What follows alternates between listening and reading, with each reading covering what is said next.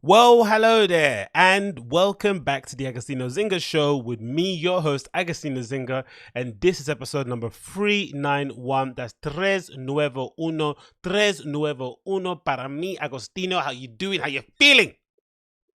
Great, amazing, good to hear. I'm your host for this delightful cultural commentary show coming at you live and direct from somewhere in the depths of London. I'm glad you can join me.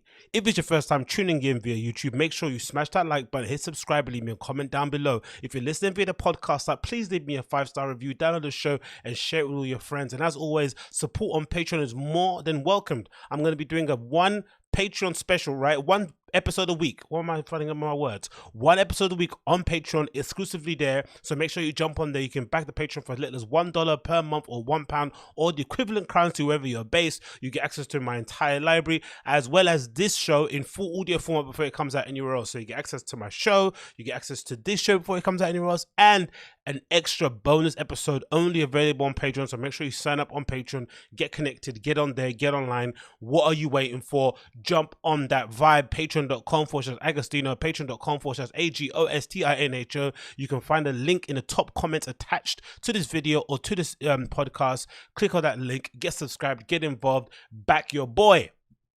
Cool, man. We're back in the sector. I'm feeling good. I'm feeling fresh. Not so much fresh. I guess invigorated, not so much invigorated. I guess boosted, not so much boosted. I guess tired. I did like a little 3-mile run actually outside in the rain this morning. I wore a jacket which I assumed was waterproof, but it actually wasn't. So all the water soaked through. I'm still shivering at this moment. Boiler's not working, so I couldn't have a hot shower. So a whole load of madness. But hey, we proceed, we go again, and we just keep on moving. One foot in front of the other. I do realize that it's a lot easier to run outdoors when it's raining because obviously there's no one out on the streets because this country seems to bloody completely shut down when it's too windy or too cold. No, too windy, too cold, and too rainy. It completely shuts down the city. I'm not sure why. That's the difference I saw when I went to where did I go to? It might have been somewhere like Liverpool or Manchester. I don't know, sometime last year or 2 years ago, right? I go up there and you realize quite quickly that they're more accustomed to just living their lives with the conditions that they're given. They're not necessarily waiting for a perfect moment. In London, I feel like everyone's sort of waiting for something. Oh my God, no. I'm waiting for a friend to text me back about something. Then I'll decide if I want to come to a plan. Or I'm going to wait until the sun goes up. Then I'll go outside. Or I'm going to wait until the rain stops. Then I'll go. It's like everything's depending on what's going outside. It's all kind of, you have to time this, time there. You're just taking life too much for granted. And when you go up north, you see people who are just embracing the suck, right? They're just there on polo shirts and no hoodies, girls in mini skirts and short dresses going to a nightclub and it's freezing cold in the city center where there's not a lot of high-rise buildings, so you're getting all the wind, all the gust blowing in your direction. They don't give a single fuck. You see boys with 4 buttons undone, like just soldiering it. Do you know what I mean? Soldiering it. Well, they have no right to. They have no flipping, they have no right to do so. They should probably put on some sort of jumper, but in an effort to save money at the cloakroom, and just because they can't be bothered to go and wear something a bit clunky, they just continue doing what they're doing, and I kind of love it. But in London, everyone seems to have the kind of opposite sort of feeling when it comes to that sort of thing. And again, I've never really understood why. But hey, what can you do? It's better for me because when I go running, no one's out in the streets. It's completely empty. You don't have to do the whole excuse me thing. But then the other problem is that you tend to just run into way more puddles. Like you forget how uneven the pavements are in the UK. I think that's the one thing I realized when I went to where was it? No, actually, was that different? No, it was different. Was it different? It might have been. Yeah, when I went to New York, I guess all the plumbing and stuff is on the roads as opposed to the pavements. So that's why a lot of drivers in America complain that the roads have got loads of potholes because they're constantly having to dig it up to do repairs or maintenance, whatever, to the pipes and also the plumbing and shit running throughout the city or wherever you may be located. But in the UK, it's the other way around, right? All the plumbing and all the stuff usually is usually located on the pavements. That's why we have loads of uneven pavements, so which kind of lead to form divots and stuff, which form puddles. And those things are so deceptive. You can be walking on your street in London, not knowing that you're stepping into a 3-foot deep puddle. It gets all the way up until your ankle. You're like, God damn you! And you have to just soldier that shit home with your wet sock and your wet trainer. But luckily, I've got those Hoke Une Unes they're kind of helping because they're semi-waterproof or water resistant, so they sort of help. They're more water resistant, so they kind of allow you to just steamroll through as you're running. So that's helped. But again, still shivering. I'm probably going to develop a cold in the next couple of days. Actually, you know what? I'm not going to manifest that. I'm going to speak positively. No cold shall inflict my bodily organs throughout the next couple of days. I will remain strong. I will remain steadfast and keep it moving because I am a soldier, I guess. Yeah, I guess so. No, I'm not really, but hey, what can you do? Anyway, let's continue. Whole host of topics to get through, loads of cultural commentary to divulge and get your opinions and thoughts on. Of course, share my POV, read some news. Love to hear some of your comments, so make sure you're replying and stuff and let me know what you think regarding the stories in the comments below. And of course, if you're watching it via YouTube, make sure you're smashing that like, hitting subscribe, and sharing this video with all your friends. And if you're listening to the podcast app, you know what to do. Share it with your friends. Take a screenshot, upload it onto your stories, let people know that you're tuning into a show. That'd be much appreciated. Grab whatever drink you have. I today have a little orange juice full of chunks, which is probably 10 tablespoons of sugar, but I needed something to keep me going throughout the day, so don't judge me. As long as it's not a bit of whiskey, that may be fine. So grab yourself a drink or whatever you got to eat, and let's dive on in to the show. Okay, topic number 1 to get into. Good news, finally, if you're a United fan, you're going to be over the moon the day after our incredible victory away at home at PSG. We managed to win in the Champions League group stages against PSG after a disastrous start to our Premier League campaign, a disastrous end to a transfer window. We somehow managed to get ourselves up, pull ourselves up for our bootstraps off the back of that incredible away win at a pretty lackluster Newcastle and go to PSG and outperform them, right? The injuries and all that suspensions are to be noted because PSG were missing a bunch of players due to COVID and injuries. We had a couple of players out ourselves. The team is still kind of getting acquainted, so it really was a test for both teams to see how far they'd progressed. PSG, of course, were in the final of the Champions League last season, so you definitely feel it facing a formidable opponent considering the players that they have, the Neymars, the Mbappes, you know the deal, good players on display. But somehow we managed to win, man, and I'm over the moon. I have to be honest, same goes for our victory over Newcastle. Although the opponent at Newcastle was a far less potent and dangerous opponent, I was still over the moon that I got to watch Match of the Day, right? Because whenever United lose, I just completely ignore Match of the Day. I don't want to see highlights of the show. I watch some goals from the other Premier League game, but I completely ignore football for the most part. It just gets me angry. But as long as we win, it makes the entire week a lot more bearable. You can kind of enjoy some of the banter going on online, and it just makes you feel as if we're kind of progressing in some way, shape, or form. Now, we know most likely we're not going to progress until we actually have a change in ownership, but that little momentary bit of joy is all fans really live for. And again, if clubs could understand this, right? If they could understand that, especially United, we're a club where they're so concerned about social media reach and clicks and engagement, when really the real driving force for all that stuff is us winning on the pitch.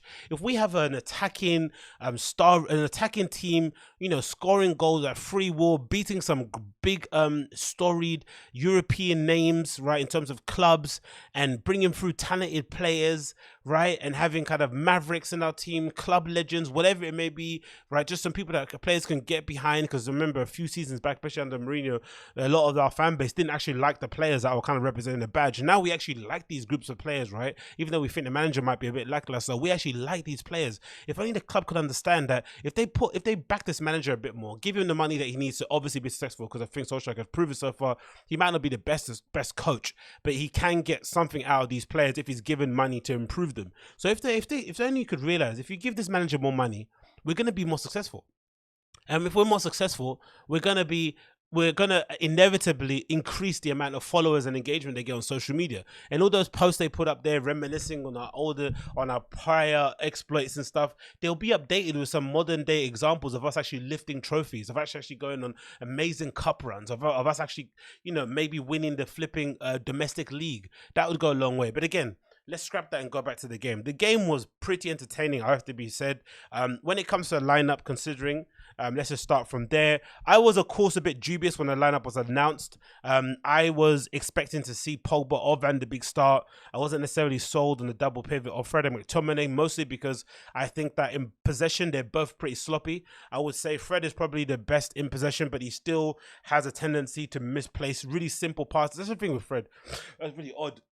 he makes a really difficult pass through the lines, but then sometimes the more easier pass, that's 10 yards to his teammate or something on the bar line, he'll just play out into touch. So that's the thing that I'm kind of a bit skeptical on him, right? But in terms of his ability to intercept, harry attackers, and just generally be as a good screen, considering his slight build, he's deceptively good defensive midfielder. Scott McTominay, of course, gives you the passion and the heart and the tenacity and the energy to keep on running. But when it comes to actual skill on the ball, he was left wanting, and you could definitely see when we played the game, he was definitely the weakest link in both teams in terms of his ability to play on the ball, probably even more so than Kimpembe, for instance, right, who's kind of a horror show of all horror shows. But I wasn't necessarily sold on a double pivot. I was happy to see Alex Telles make his debut as a left wing back, which allowed him to kind of, get up a bit further up the field.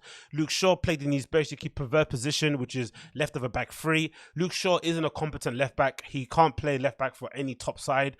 But if you put him on left of a back three, he can do a good enough job. He's got the recovery pace to make up for some mistakes, and he's good enough in the tackles. It comes especially slide tackles on Malarkey to keep that position, make it his own. But I think long term, especially since what we've seen with Alex Tellers' delivery and some of his delivery on crosses and set pieces, I think Luke Shaw's got a real problem at his hands. But again, the competition has brought the best out of Luke Shaw. So the lineup I was a bit dubious about. Also the omission of Van der Beek and Paul Pogba. But, give this thing a chance. I think in the beginning, I always mentioned that with Solskjaer, the issue that I kind of had with him was that he was just picking the names. He was kind of doing a Southgate, picking all the star-studded names based on their club reputation, and also picking the names based on the players that he's kind of favoritism, right? The guys that he likes the most, which is understandable. You're a manager, you're going to have players that you kind of feel that you can kind of pin your hat on.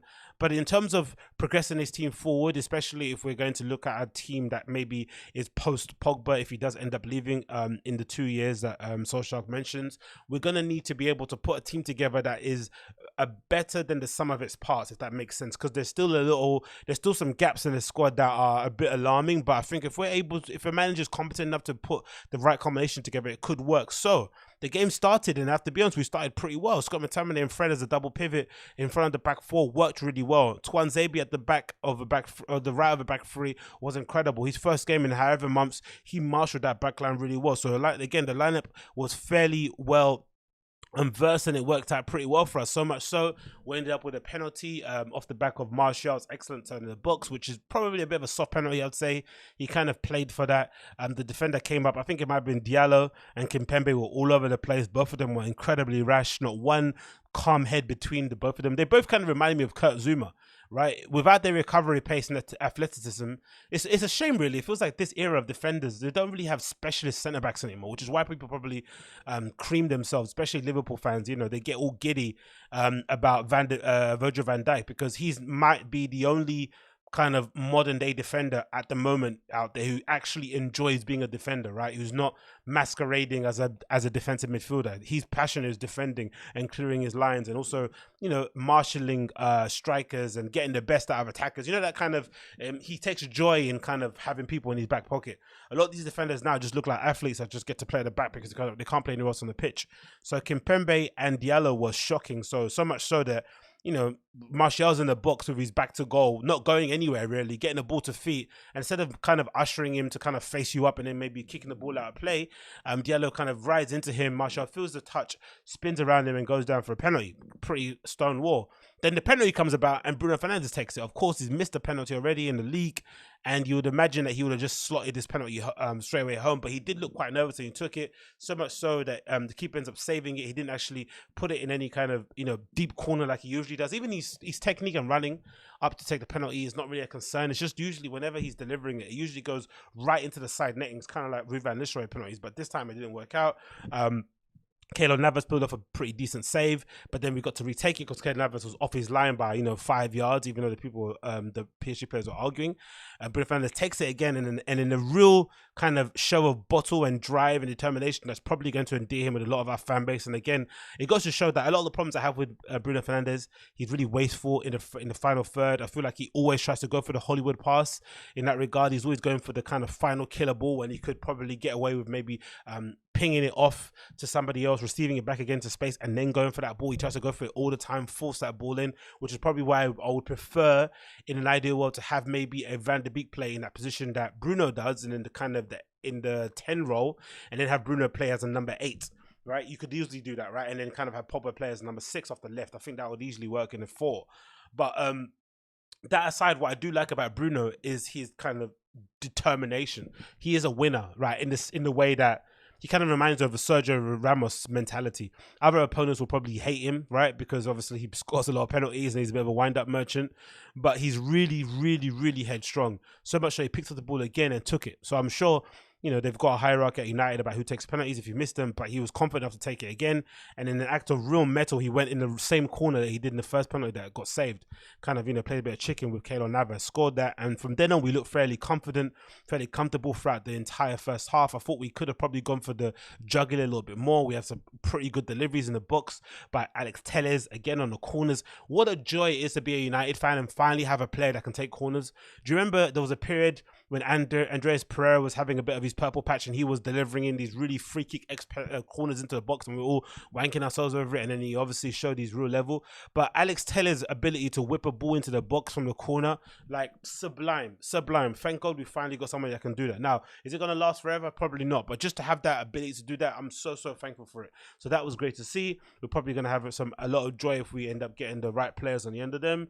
And I was kind of disappointed we went into the half 1-0 up only. I thought we should have gone up a go ahead because I knew PSG were going to come out of the trenches really, really quickly in the second half, which they did. They put a lot of pressure onto us. They were kind of pinning us back in our area, so much so they won a few corners.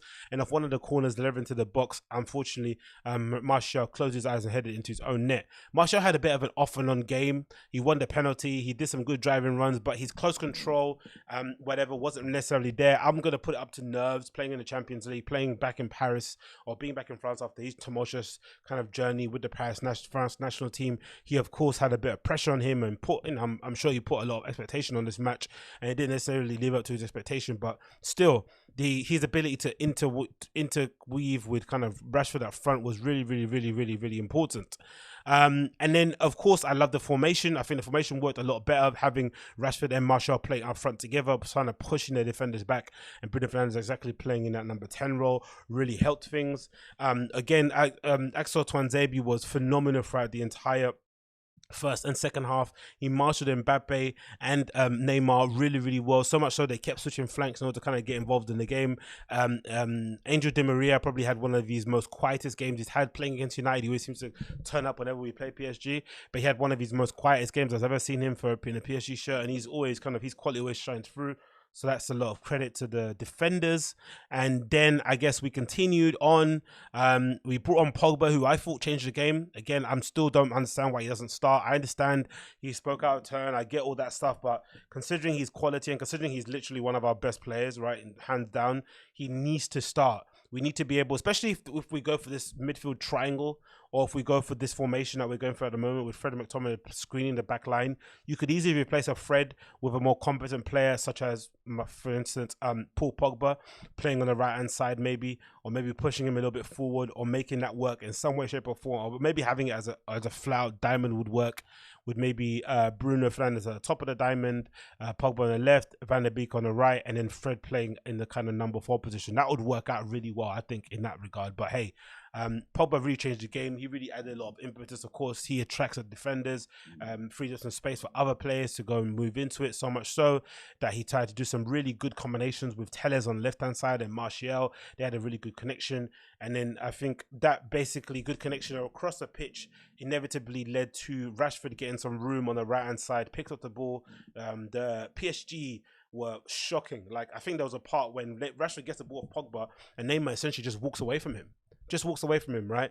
And he kind of faces the defender, skims him, and then shoots to the bottom corner, hits the post right into the bottom corner. Keylor Navas at full stretch, and we are 2-1 ahead with about 5 to 10 minutes to go, including stoppage time. So a fairly deserved victory for United. Again, I'm over the moon. I hate it when we lose. I hate when I have to come on here and complain and rag and roll about, and rage about the manager and the flipping organization of the club. There are some things as fans we cannot change.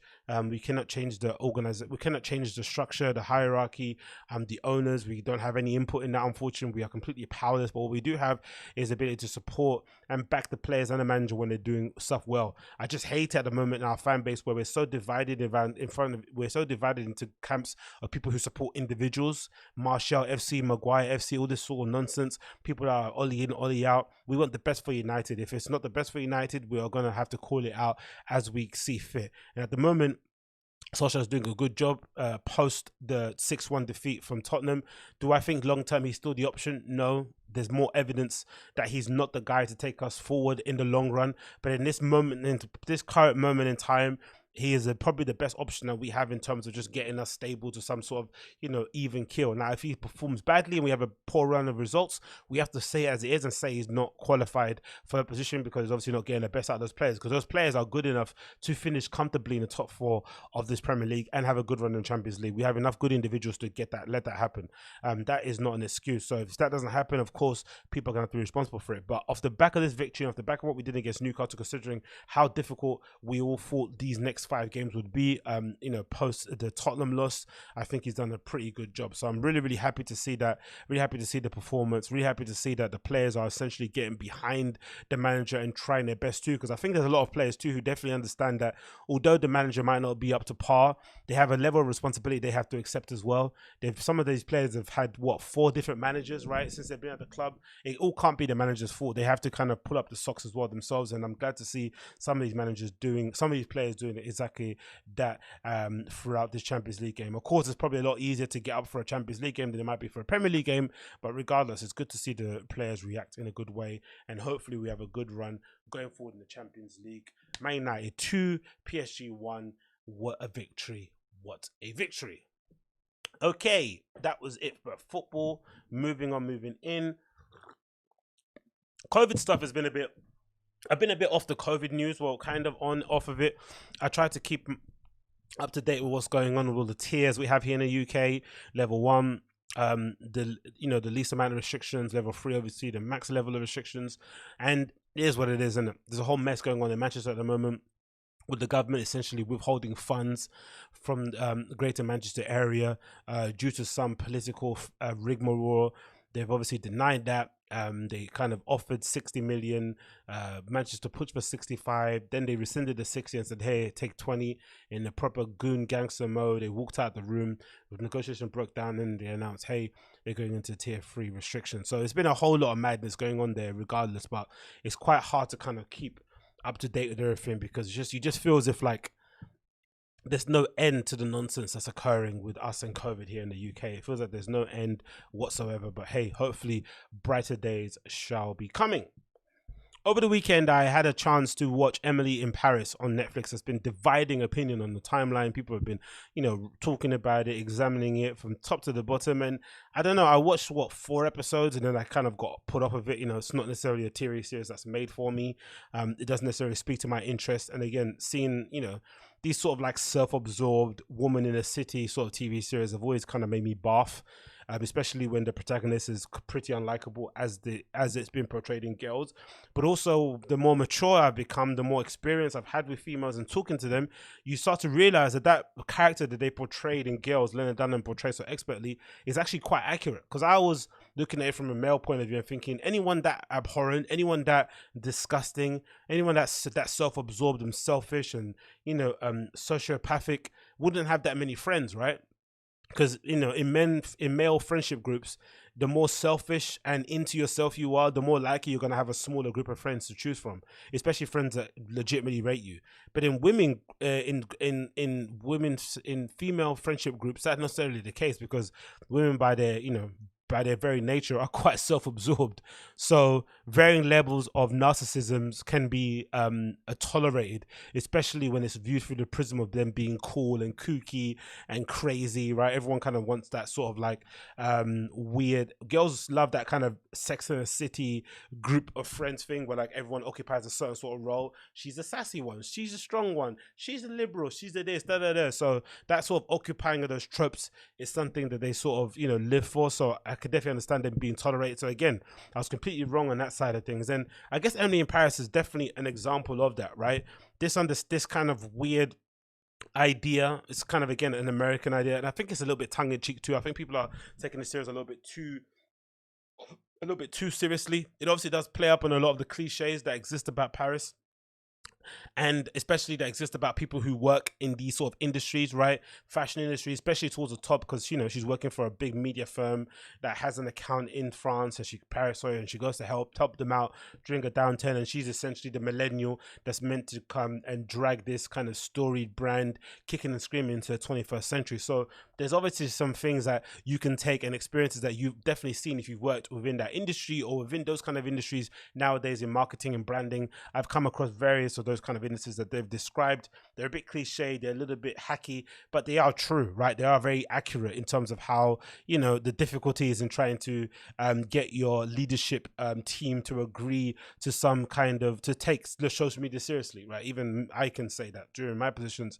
it's been a constant fight. The fight in just terms of different cultures and understanding and all this, like, especially viewed through the prism of fashion, where they will probably look at American fashion and the Tory Burch aesthetic, Michael Kors type of thing as really antithetic to anything that they represent, right? It goes against everything that Parisian fashion is about, especially when you consider some of the luxury heritage brands that they have out there. It just doesn't make any sense. But I think the show itself does a good job in presenting it in a very truthful way as best as possible. It does a really good way of presenting the protagonist Emily as a very vulnerable, emotional person that's necessary. That kind of you see a lot in those kind of industries, design, fashion, music. You sometimes go into these industries wanting them to fill a void, right? You have a hole inside of you and you want the place that you work at to kind of fill it, which is really dangerous, really toxic. You end up kind of working long hours because you're definitely doing something that you enjoy. Most of the time, especially even if you're a privileged person and you come from a really high position and you've got friends in the industry, you still have to eat shit, right? Even if you're flipping Kate Moss's daughter, you still gonna have to go to Vogue and photocopy a bunch of stuff, get people coffees, take notes at meetings, all the kind of runty sort of work that's going to really demean you, really going to make you question your ego in order for you to kind of progress. It's sort of like a necessary step you have to kind of go through. There is no kind of skipping that. So I think it doesn't. So I think naturally, once it happens and you kind of get broken down and kind of built back up in fashion, you're naturally going to seek a lot of validation. A lot of your kind of insights in life are going to kind of come through that prism. And I like how they've kind of balanced the idea of her having trouble connecting with people in fashion and also having trouble connecting with people in her outside life, right?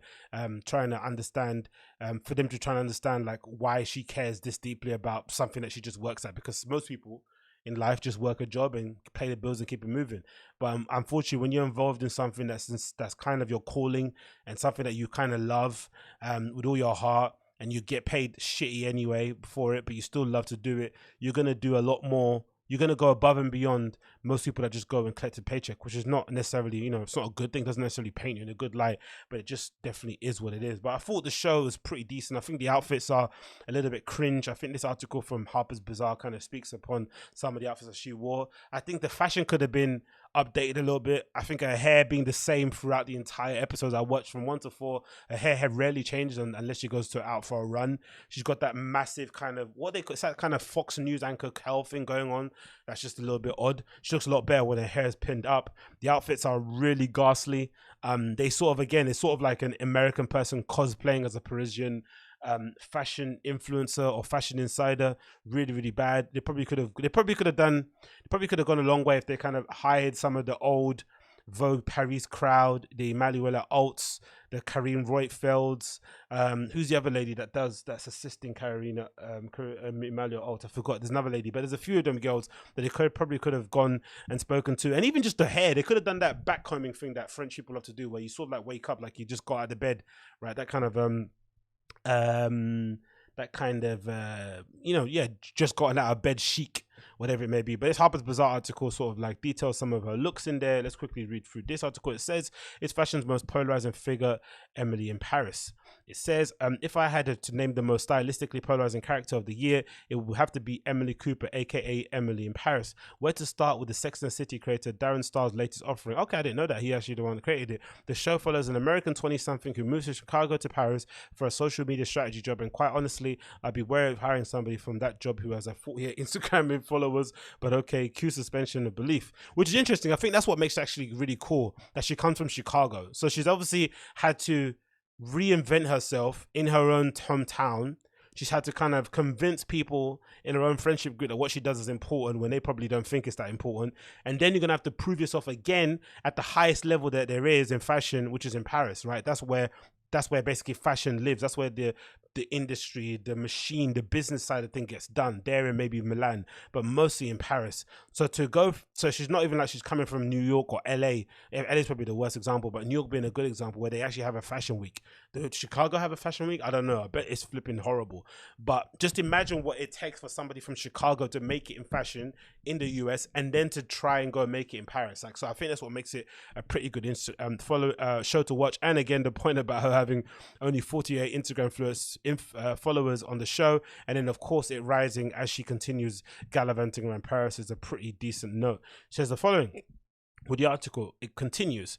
Cue the whole culture shock narrative, rife with cliches about about French and American people alike, sprinkling a love triangle in which Emily hooks up with her new friend Camille's boyfriend, cementing her as a actual villain of the show instead of the boss Sylvie, and garnished with some fashion choices in a very whitewashed version of Paris. And there you have it, Emily in a nutshell. Yeah, it's whitewashed, but again, I don't understand this whitewashing effect, innit?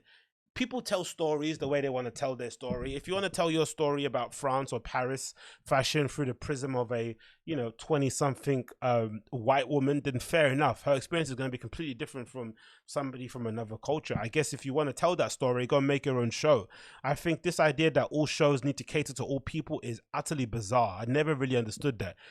If a show doesn't cater towards you, there's especially nowadays in the age of streaming and the age of this political correctness and social justice, there's definitely more of a push from networks to have a bit more of a diverse showing of shows. And again, if that thing doesn't exist, if I was a filmmaker or a director or a producer, I would get out my iPhone and try to film a short and secure a deal with a streaming platform like that kind of legendary story of Lena Dunham did with her show. I think she had a show, I forgot what it was called, that was available to stream online, and then that sort of essentially got her where she needed to get to. Now, of course, that story has been lionized with somewhat. I'm sure most of her kind of introduction into the scene would kind of, rest upon her network and her connections that she has in the industry, blah, blah, blah, blah. But in general, doing the work and trying to make a change and providing some level of art that you feel is representative of yourself is a far better way to go about it than just poking holes at stuff that already exists, because that is easier to do. So it continues. There's a lot to talk about the show, but I'm here to discuss the looks, some of which had me screenshotting with begrudging admiration and some of which had me rolling with laughter as I watched the internet drag her for a fifth and final time. So look number one, I hated this look, right? I love patterns. I think patterns really work really well. You know what I also hate about it, about fashion? There's her running, and she's running in a lace top. You know those tops that girls wear when they go to the park? She's running in one of those things and like Nike Pro leggings, like really bizarre outfit. I don't understand what that was all about. It would be funny if they explained some of the choices and just say, hey, actually what happened there, she forgot her t-shirt and that was the only white thing that she had to put on. But that was a really odd choice. But this first look was hideous. I'm a fan of patterns on patterns. I don't mind it. I think the top button being done and that being exposed underneath was really an odd choice. Either you button it or you don't. I don't like the skirt, I don't like the shirt, it just looks horrible. And again, the hair doesn't match the outfit. It kind of reminds me of a lot of those girls you'd see going on a night out after work in Liverpool Street, right? That want to dress a bit funky. So they put on a really loud jacket, but everything else is, basic bitch kind of normal kind of outfit, that you'd pick up at flipping Zara, but they've got some spicy jacket on that's gonna really cause a scene with their group of friends who are all wearing the same thing. That's kind of what it reminds me of. So we'll skip that one. Look number two, this was maybe a better look, but again, I hate those boots. She has a tendency to wear those boots a lot. I'm not sure if that's a stylistic choice from the stylist or whether or not the Emily girl herself wanted to wear it. Again, the difference between her and the lady in front is, striking there. Look number three was probably my most favorite look, which is probably the most cliche. Her wearing this beret and this amazing, blazer, short shorts kind of combination with the heels. Really, really good look. I loved it, right? So let's look at the description for this. Look 3. There's nothing too obscene in episode 3 unless you count the amount of Chanel Emily owns. She's out here double C strapped like it's nobody's business. I really need to know what her monthly salary is because this wardrobe is expensive. In this episode, I find her black and white checkered Veronica beard blazer and shirt combo paired with a Chanel lambskin flap bag and a black satin Christian Louboutin Sauvage ankle strap pumps and red beret. Quite pleasing. It's a cute look. I'll give it that. Yeah, it's definitely a cute cute look. And again, that's a good thing they did too. They didn't make her out to be an intern. She's actually a working professional in fashion. So she came there with her own salary, you know, with an actual salary job that allowed her to move to Paris and live there. Because, you know, it's not a cheap city at all to go and frolic around, especially in the fashion scene. But of course, you have to understand, they're going to fashion shows, they're going to gallery openings, free drinks, free everything. You get, sometimes if you're representing brands and you have a showroom, you get to pay costs for certain designer items, so your life can be compensated to some level. But for her to be decked out in Chanel and Louboutins, you know what I mean, it definitely has a salary attached to it. So I definitely love that look. Look number 4, I flipping hate. That might have been episode 4. I saw that too. Shocking outfit. Everything about it is horrible. The French gay guy that they play in there too looks ridiculous. But again, I think that kind of like sassy black French guy look with the colorful blazers and the weird trousers is a thing, right? With the no socks and loafers look. So maybe that's quite accurate. I hate that he doesn't ever have any lip balm on. His lips are always really crusty. Just do his lips up properly. The fade is a little bit shocking, but again, so c'est la vie. You continue. Look 5 I didn't see because I didn't watch past this episode, so I don't even know what that look is. But again, it's hideous. Again, the hair doesn't change throughout the entire episode. She has these massive Fox News curls on. Really odd. Look 6 and 7. Look 7 I don't mind. She's got like a hood by hair on jacket. Wow, a hood by hair on cropped coach jacket. It looks like massive hoop earrings and a woolly hat. This is her being ghetto, right? And still that flipping stupid hair in the back. That look on look 5 is horrendous. I mean, look 6. Look 8 here looks truly shocking, another beret. And then look 9 again, really bad. And then because it's odd, because most of the time you would say, especially because considering her frame, because she's a really fit woman, if you look through in episodes 1 and 2, you'll see she's got like a quite obvious 6-pack, right? She's running in the series every day 5 miles. I like our little hint there, right? I'm sure that kind of triggered some people out there who are like, easily triggered by those kind of things. But she's got the figure to really wear stuff. She's got the figure that most things should look really good on her. But it definitely goes to show the importance of styling, right? People love to say, oh, if you're skinny, everything looks good on you. No, it doesn't. If you don't style yourself in the appropriate way and you don't wear stuff that actually flatters your figure or that accentuates the things that are the best about you objectively, then you're definitely going to come off looking a bit strange. So again, the fashion choices are a bit odd. The story is a bit cliched, but again, I don't think they're taking themselves too seriously. So far, it's been a bit of a standout hit. People hate it. People love it. It's the perfect response that you need for a TV series. It's available now on Netflix, so definitely check that out. Emily in Paris, streaming right now. Moving on. Let's continue. Yes. We have an update that you all wanted to hear. So Tory Lanez has finally broken his silence, right? Which I was not necessarily a fan of hearing that news. I think he kind of buckled to the pressure of public. Yeah, he buckled to the pressure of the public. Obviously, people out there calling him out in his name, saying that he was gaslighting Meghan by mentioning or alluding to some of the things that occurred in the unfortunate shooting incident that's allegedly meant to have happened between Tory Lanez and Meghan and her friend Kelsey when they went to Kylie's house, that epic time that when they shared that video of them in a swimming pool. And so far he's kind of remained stum, right? He's kind of kept his counsel, not said a word. Then he dropped the album, of course, and kind of aired out a lot of the dirty laundry. But again, we're not too sure how much of that story is actually true on the album, whether or not it was creative license, expression, whatever it may be. We still haven't heard his side, even though Meghan has come out countless times with pictures of her feet, live Instagram live, comments on Twitter, other comments on other live streams, basically telling us, we know on certain terms, that Tory was the one that shot her in the leg, allegedly. Now, from the moment that happened, and from, in my opinion, Meghan's subsequent actions have always led me to believe that that story wasn't true. That if not, she was lying. She was maybe exaggerating parts of it in order to paint Tory in a bad light because of whatever they might have gone through privately, which, it is what it is. It's their business. But whatever story that she painted out, this narrative that she is an unprotected black woman that was subjected to some kind of level of violence from a black man is just not correct. I've never believed it from the beginning, and mostly because of her own actions, because she came out pretty soon after the alleged shooting and was out and about gallivanting, going to clubs, doing walkthroughs, dancing, twerking, and just acting like somebody that hadn't necessarily gone through a very traumatic incident that would maybe want you to kind of remain and keep your counsel, keep your head under the radar and sort of collect your thoughts, understand what's going on. The only thing that we saw kind of positive in her life that sort of made us look that she was making some sort of change was her kind of cutting off a few friends. But then once you started looking at those details closely at the friends that she was cutting off, it looked like she was cutting off the friends that maybe would have been the ones who maybe pushed back and maybe questioned her on some of the things that she was doing or called her out on her name, blah blah blah blah. It just didn't look that right, the situation regarding it. And then of course you have people out there who, for some reason, I think Mal from the Joe Budden podcast being a big proponent of it, saying that, oh, Tory needs to come out and speak on Instagram Live about the entire incident, put it out there in the open and say your side. If you didn't do it, go and speak. And it's like, how can you say that somebody? How is that good advice, right?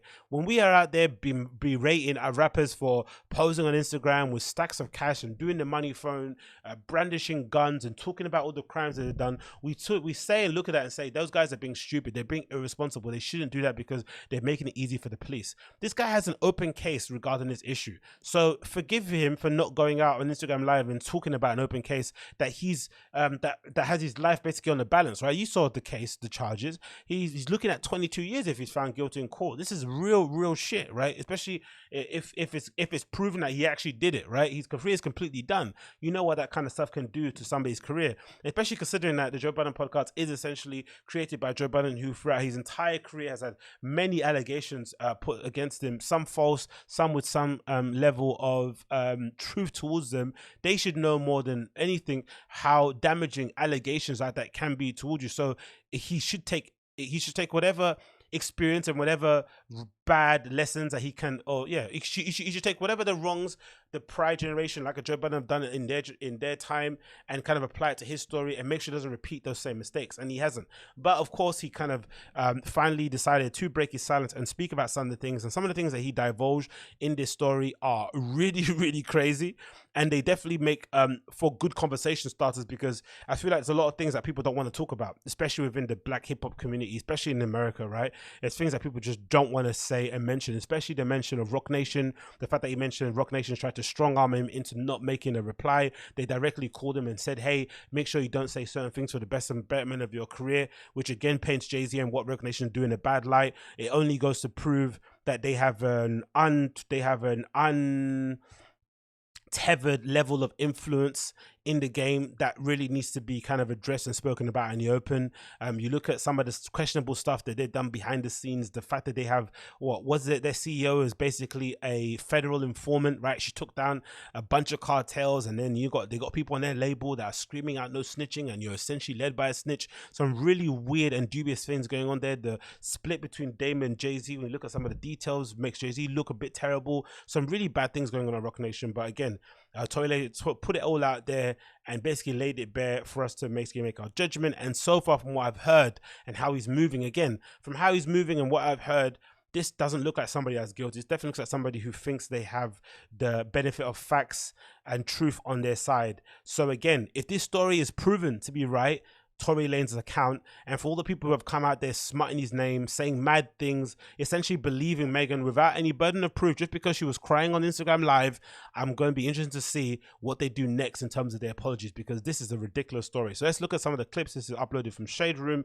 uploaded a bunch of the clips, which is interesting too on Shade Room's side, right? Shade Room never uploaded Tory Lanez's tweet announcing he's going to go on Instagram Live, but they then put up the clips of him talking about the incident, which again shows, isn't it? They never post anything bad about her on their platform, I don't think, for the most part, but they love to say things about the disparaging coverage when it comes to hip hop in terms of the things that people do bad in that industry is really bizarre. Even in the UK, it's really odd. People love to say that, the media and the government are against them, but then when people within their own community do things that are a bit questionable, they're aligned with people who have done some very dubious things, some very suspect things. You look at some of the stuff that's happened with Skepta and some of his friends, two of which are in prison for some heinous crimes, one of which was irresponsible, one of which was essentially a convicted rapist, and no questions, no kind of follow up on that regard has been made. You look at stuff that's happened, of course, in the US with this Tory Lanez incident, and the fact that all these people are going out on the limb and basically saying that one account of the story is true and the other one isn't when they weren't necessarily there. It's all a madness, all a palaver. But let's dig in on the clips uploaded via Shade Room and hear what Tory Lanez has to say directly. When this whole debacle, or whatever you call it, came about, the whole time it's like she knows what happened, I know what happened, and we know that what you're saying and what the alleged things and the alleged accusations of my name are not true. It's falsified information, it's false information, and it's not accurate information. I don't ever want to come off like I'm here to bash this girl, or I'm here to talk down about this girl, or ever be at a place where like I'm disrespecting her, because to me as a person, she's still my friend. No matter what, even if she doesn't look at me like that, I look at her like she's still my friend. And in the times that we were together or around each other, we've had nothing but joyous moments and good moments. So I'm not gonna sit here and bash her, but at the same time, it comes to a certain standpoint of me as a person where it's like, yo, do y'all want me to just sit here and just allow my name to be assassinated, my character to be assassinated, everything that I worked for to get here to just be assassinated for something that I did not do, something that the events that when. And again, I don't understand how this guy has the ability to still say him and Megan are friends, considering what's on the line and considering what he's been accused of. He's a much better man than I am. If somebody accused me of something like this, and I know I didn't do it, and they know I didn't do it, I would be flipping the switch. I would be ranting and raving, saying all kind of nonsense, throwing all kind of expletives at the person, wanting to, wanting to cause bodily harm to them, do whatever it can be, because you know how serious these allegations are, especially for men. Men get these sort of allegations, considering when relating to women, including when it relates to violence, they are career ending. Right, just the smut alone, like Chris Brown is a good example, right? Because everyone always brings up his name, but he's pretty successful now, and he's been able to carve his own lane and essentially double down on his fans, and he's maybe matured a little bit more. But he apologized a million times. Rihanna has come out numerous times and said she forgives him private. She forgives him herself. They've moved on from that period. I think she even put a recent interview up about they've now friends, and she knows his kids. She's hanging around him and his family. They've essentially moved on from that situation, right? They're more than okay with it. But there's still radio stations now, until this day, that still won't play Chris Brown. I'm sure that incident has still affected his ability to make money and progress in his career. Now, thank, obviously, himself that he's been able to put himself in a position financially and business-wise that he doesn't need kind of, radio cosigns and industry cosigns. But I'm sure that's affected him negatively, even though the person that he did it to has accepted his apology and moved on from the situation, regardless of how heinous and disgusting that incident was. The people involved in it have sought peace and forgiveness. So imagine in an incident where like this, where Megan Thee Stallion is going out on the limb and saying, no, you did this to me maliciously. I don't know you. We were never together. You're making this up in your head. You're delusional. You're crazy. Protect black women. Like, I would be going nuts. I'll be going nuts. So he's a much, much better guy than I am, honestly. Much, much better guy than I am. So let's continue. Let's see what else he had to say here. And of course, like clockwork, whenever this is as well the funny thing about Megan that really is gonna make people rub up the wrong way about her. She had a lot to say about this incident, which is fair because it happened to you, right? So she had her thing to say, which I've always been an advocate for. If something happened to you, especially if you're a public figure, I understand the tendency to go on social and kind of talk about it. Personally, if it was me, I would want to deal with it, privately or get the authorities involved. But it's not necessarily I want to play out in the public. Now, these people are different levels of celebrity. There's different money on the line. They've got whole conglomerates behind them. I get it. Cool. She addressed it from her point of view, and that's her story. That's fair. But it's okay but then it's not okay for Tory to mention it if he's rhyming it in a song.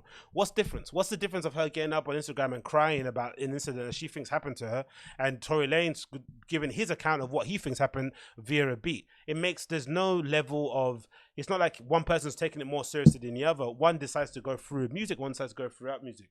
But it seems like whenever Tory has to say something, the internet erupts into like, how dare he say something about the incident? But it happened to him. He was the one in the car too. This situation affects himself, his personal life, his career, his family members. He has every right to talk about it, just as much as Megan has the right to talk about it and say, oh, in this comment, this nigga is generally crazy, which is mad considering that they were both in the car. You said what you said, he said what he said. Again, this is what's going to really hurt her in the long run, because I think, let's say this is a Jussie Smollett incident where she just made up the incident just to gain sympathy because she thought it was going to help her album sales. Let's imagine that's true and she completely lied. Let's say that's true. Let's say she would be okay if she didn't do all this other stuff, these little snide remarks, basically trying to bury him and make it look like, that they didn't like, she's acting as if they weren't ever friends, how she's basically treating Tory, which is fine. Let's imagine she doesn't think they were friends. This is inevitably going to end up hurting her more when if the story does come out that Tory is innocent and he didn't shoot her, and her account of the story of what happened wasn't true, because people are going to look at it and think, oh, you were being malicious. You were purposely trying to bury this guy's career when you know full well that didn't happen. Because if she didn't say all these kind of things, she could easily paint a narrative that, oh, I'm still stressed. Oh, I've still got PTSD from this incident happened to me. Oh, I'm still suffering from the loss of my mum at such a young age, a formative time in her career, which is definitely something that she's definitely dealing with, maybe in public, which people don't understand. But she could have easily spun this story in her favor if she just didn't include these other comments. These comments are really going to be the ones that end up hurting in the long run. This is, again, just my opinion. It continues. Another video here. He's this guy who doesn't protect black women, and he's this guy who, but it's like he's this guy who doesn't care about black women. That's what the narrative has now switched into, and certain things like that. And it's like, hold on, I need y'all to really back this up. When have I not showed out for black women? Every single one of my videos, the lead girl is black. From Say It to Love to now. Like, when have I not showed love to black women? I made 5 chicks tapes about black love, about a black relationship, about a ghetto relationship at that. Like, you feel me? Like, when did I become this person? Like, my favorite song on the last chicks tape that I put out was Beauty in the Benz. And that was a record that, with Snoop Dogg, that I loved. And instead of me even being inside of the video, like really take me in for a second. Instead of me even being in the video, and this is before all this, instead of me being in the video, I made the video all about the empowerment of black women. There's nothing but different types of black women in the video. I'm the bad guy. And it's like, yo, I get it. You know what I'm saying? Like, you know, I understand, like, and I support the whole movement of protecting black women, but I want to speak on something. And sometimes, you know, I know I'm not always in the right place to speak on things, but this is something that I went through, and so I feel like I'm able to speak on it. I am all for protecting black women. That is something that is one of the most important things that needs to be taken serious and awareness needs to be brought to. And regardless, if this debacle, regardless of what you guys think happened, if this situation caused you guys to pay more attention and more awareness to protecting black women, then I'm fine that I had to be dragged through the dirt for that. But I want y'all to understand something. Okay, let's go to the next one. That protecting black women doesn't mean to protect black men. That doesn't make sense. Preach it. And that's one of the most confusing things happening now in culture, right? It's even, you can see the example happening now with COVID. COVID, you would have thought, would have been an opportunity for all parts, you know, for everyone in humanity, for all parts of the population, for everyone under the sun, to maybe collectively kind of band around each other, support each other, because COVID was a definite indicator and proof of just how far away, detached the kind of, how big the gap was between the haves and the have-nots. You would have thought COVID would have been a great opportunity for people to be like, you know what, let's put our differences aside and understand that poor black and poor white is just poor. It doesn't matter. We're all in the shit together. Let's work together in order to make a better future for ourselves and our family and our children. That's what COVID should have done. But no, the narrative of COVID's been spun. We now have different, you know, races fighting against each other, infighting within the races, political fighting, nonsense going on that's distracting us from the actual issues at hand that are affecting us going forward, that are probably going to affect us post-COVID anyway.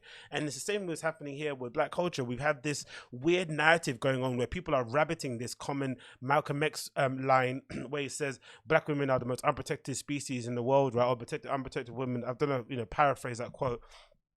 But you have to look at the context of the time that Malcolm X said that statement. I'm sure there were things that were happening during that time that would have made that statement a bit more relevant and permeant to what was going on. Fast forward to the modern era, to suggest that black women are the only people, the only women that are kind of disrespected in the world is completely bizarre. And it also kind of immediately kind of puts light and basically emphasis on the fact that, what are you then saying? Are you then saying that black men aren't protecting black women? Are you then saying all men don't protect black women? As if there's robes, there's kind of hordes of men walking down the street looking for black women to abuse and mistreat and disrespect. That obviously isn't the case. There are occasions where, of course, black women are maybe slighted in some respects, but everybody in any kind of minority group is going to get slighted, especially when the chips aren't in their favor. But how can we kind of fight that and counteract it? By coming together, not by tearing each other down. You would hope so, but again, we live in a divided world, so I shouldn't be that surprised. Next screen. Men, it's black men. And I'm not saying that black men aren't the people who in times who aren't the people who inflict certain issues and mental issues and certain things that girls go through. Like black men are very much the cause of a lot of things that women go through because of, at the end of the day, like the way we were raised, certain standpoints. Maybe we didn't have a parent around. Some things were just not here to, whatever the case is. But at the end of the day, it's like you gotta remember at the standpoint, if the man is supposed to be, and I say this loosely because I don't want anybody to take this out of context. If the man is supposed to be the head and a woman is supposed to be the neck, y'all gotta think about this. In order for the head to move, left, right, whatever it is doing, it needs the guidance of the neck. Oh, he's spitting now, bruv. He's spitting. It needs the guidance of the woman. In order for me to smell and use my 5 senses on my face, for me to lean in or whatever the case is, I still need to use the neck. I still need to going in, man. I don't feel like I should be torn down. If anything, before y'all know the story, like learn the story first, learn the factual parts of the story first, and then come at me and be like, yo, you need to fix this and fix that if that's what you feel like I did. But instead I'm being torn down for a narrative that's like, now I'm the poster boy for I don't like black women. But anyways, let's get into this. I want to get into this because so let's continue. Another part of the story. What's this one? Let's continue on and we'll come to the point. Yeah. Yeah, so here's it go. That you're in a car with a person and this person is arguing with you. This person has gotten you to a place of like, yo, I don't even want to be around you. Like, I'm above this. I'm out of here. You get out of the car because the heated argument is so heated. And then this person gets out and shoots you in both of your feet. And you jump back in the car? That's the part of the story that never made sense to me. Now, arguments happen, things get out of control. But in this current climate, considering what's at stake, considering Megan's level of intelligence, considering where she's been raised, considering what's going on in the world, blah, blah, blah, blah, it would be very, it doesn't make any sense that somebody like her would go through an incident like that and then jump in the car with a person that inflict that kind of damage into him. Just doesn't make any sense. Now, that goes away from just the comment of just, you know, this idea that you can get shot in both feet and it not hit any bones or tendons and you're perfectly fine. That's obviously an insane comment to make. But the actual idea that she got shot, you know, as a result of a heated argument and then went back in the car with that person who had a heated argument with her is just insane. Why would you jump back in the car with a dangerous man who just did a dangerous crime to you, who did this criminal intent to you and all this? Why would you jump back in the car? Well, yo, then the police pull us over and I see, you know what I'm saying? We're all black in the car. There's a gun in the car. So I don't even want to be like, you know what I'm saying? I don't want nobody to get in more trouble. And I'm trying to protect this man. Because at the end of the day, it's niggas getting shot out here. She then throws the black card at me. I'm trying to protect this black man. My love, nobody ever reported that you got shot but you. So how are you trying to protect me? Exactly. Me. Continue.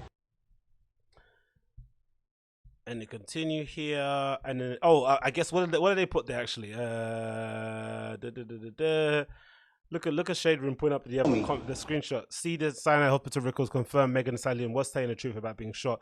That's dubious though, right? That's dubious. We don't actually know if that's actually true. Again, what's the definition of being shot? I'm not sure if the actual definition of having ricochets hit you is being shot. If getting an injury in the, as a kind of, you know, imagine somebody shoots at a window and then you step on the piece of glass, whether or not they kind of recognize that as you getting a shooting injury because it's as a result of somebody shooting a window. I'm not sure what the laws are on that, but again, a headline from a gossip blog doesn't prove that actually happened. We continue. Like, this hurts, bro. Seeing my friends, people that I had on quarantine radio, be people that were just like my real, like, at least people I thought were my friends, like people I thought were like cool people, like, you know what I'm saying? And it's like, yo, everybody just shunned me. I showed everybody love at the top of the year. Everybody was on quarantine radio, hee ha ha ha. And the second y'all have an accusation, not even evidence, come bash me. And I guess that's the most hurtful thing that I can understand his point of view, because obviously, I guess I've kind of gone through a similar sort of thing in a really minute way, right? By being a very popular promoter at the time during the whole, you know, glory years of the East London hipster, Dalston, Hackney promoting scene, right? I was kind of one of the people that was you know, at the forefront of that, I'd like to say I was doing my bits and pieces along with other people too. I wasn't doing that on my own for sure. But when that started to wane, and of course, you know, as a natural process, the newer kids started to come up, and the older people like myself had to get put to one side. You could definitely feel it. You could. It's definitely understandable to feel a little bit like shunned, that you did all these things for people and they didn't paid it back. Like a small example, the amount of people that I kind of booked to play, and again, I'm a big proponent of that.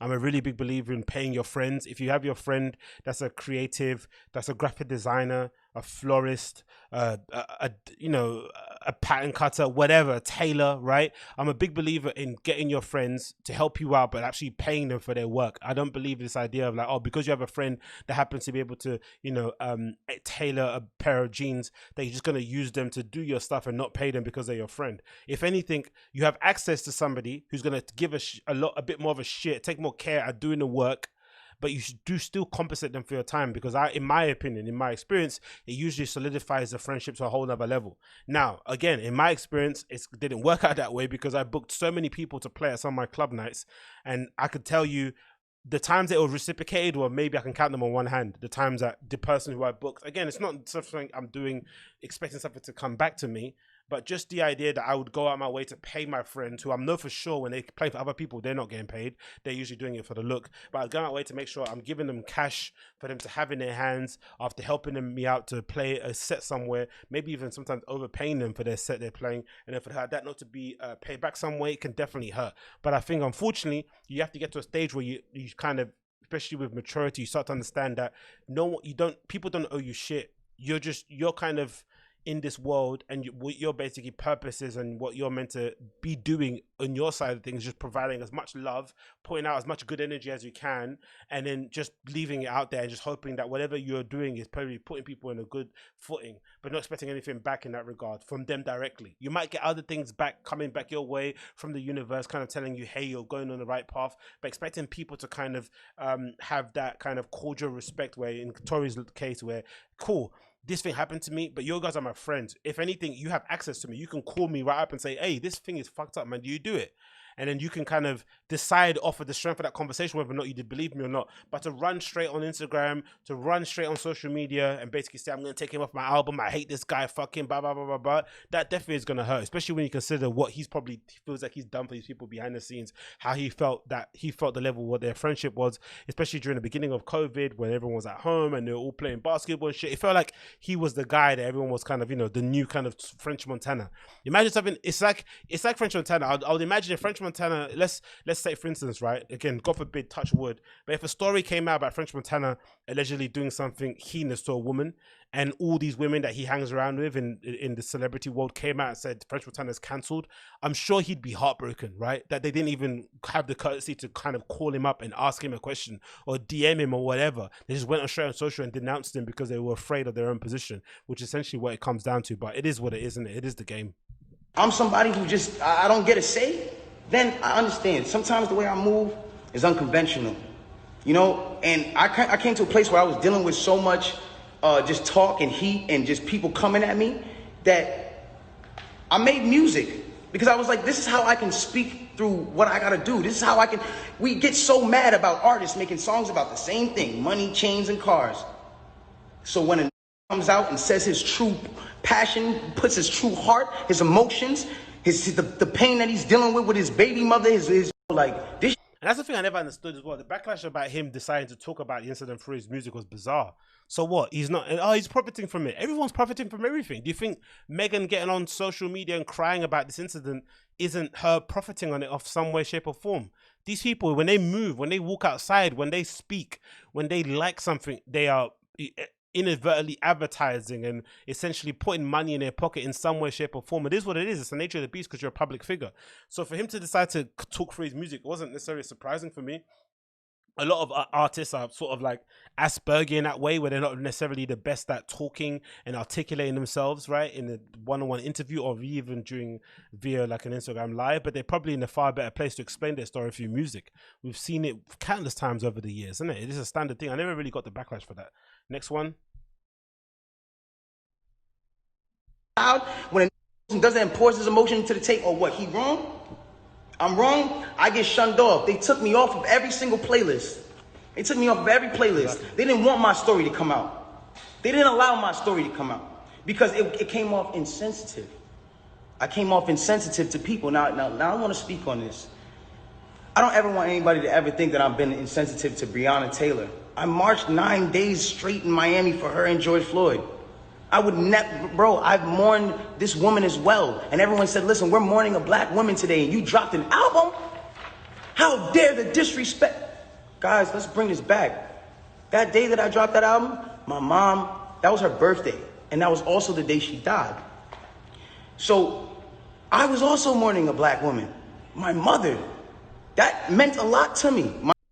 How bad do you feel now, eh? How bad do you feel now? My name is Daystar. I'm her youngest son. That meant a lot to me. And all I was doing was giving a truthful album about what I'm going through. And I thought that people were loud when next one be able to hear it and feel me, but they didn't do that. And I don't expect, everyone to just jump into my side because at the end of the day, I didn't deserve that for the way that I handled this. There's been insensitive things that I've done I apologize for, as far as me not talking to y'all, addressing y'all, coming to y'all sooner and saying, yo, bro, I ain't do this, man. But y'all gotta understand the reason why I wasn't able to do that. Once they made this an actual thing, I immediately called the lawyer and was just like, yo, what can I do here? Because there's times I was like, I'm gonna just say the whole story right now. They need to know. No, you're not allowed to talk. I will handle that for you in the court of law. So at that point, it gets to a standpoint where it's like, my bad. That's the side I really find bizarre, and especially I think that might be it for most of the videos. I think there's nothing else to kind of go through. But that's essentially what he's basically saying. And I guess that's the thing that never really understood, I never really got. Everyone talks about these dumb rappers going online and being braggadocious and getting themselves in trouble and talking about cases that are open and talking about issues that they probably shouldn't be talking about on social. And then the one time somebody maybe listens to the advice of their lawyer, right, or person that's going to represent them in court, suddenly that's a bad thing and they should kind of go against what their lawyer says and give you the news directly via Instagram. It's just such a bizarre way to kind of look at things. Again, who knows who's telling the truth? Megan could be telling the truth. Tory could be telling the truth. The truth could be somewhere in the middle. But I just find it bizarre that everyone's riding for one version of the story just because it fits a certain narrative that's going on in culture at the moment, and everyone's sort of repeating this kind of flipping storybook phrase all the time about protect all black women as if there are no other issues happening at the moment. It's very, very bizarre. Again, the court case is going to happen sometime next month, so I guess we'll have some sort of level of conclusion to the story regardless. But I'd love to hear what you guys think. Do you think Tory's still innocent? Do you think Tory is guilty? Do you think Megan is guilty? Who side do you believe in this story? Do you think he was insensitive for even doing his Instagram live? I'd love to know what you guys think. Let me know in the comments down below. So let's move on. How much time have we done already? Oh, okay, we're about an hour in already. So let's keep on going. Loads of other things to get through that I want to talk to you about. Okay, so big news on the electronic music front. A bit of backlash online due to this new government fund or grant that the UK government has been doling out to certain nightlife establishments.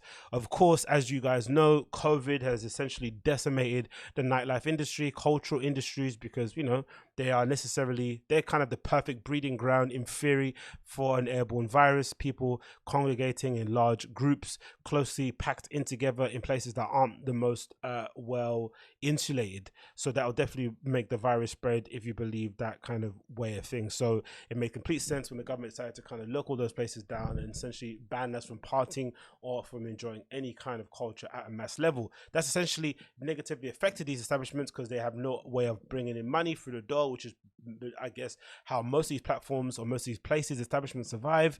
So various people in the industry were pushing for some sort of government grant, but then off the back of this push for a government grant, we've got a whole other issue that's kind of spawned off of it, which is this weird allocation of grants and this kind of disparity, I guess, in the places that have received them and the places that haven't received them, and again in the amounts, the people that backed it, loads of stuff going on. I'm going to go through a bit of it now. The first one to kind of highlight is obviously Resident Advisor. They received how much did they receive here? Resident Advisor received 750,000, right?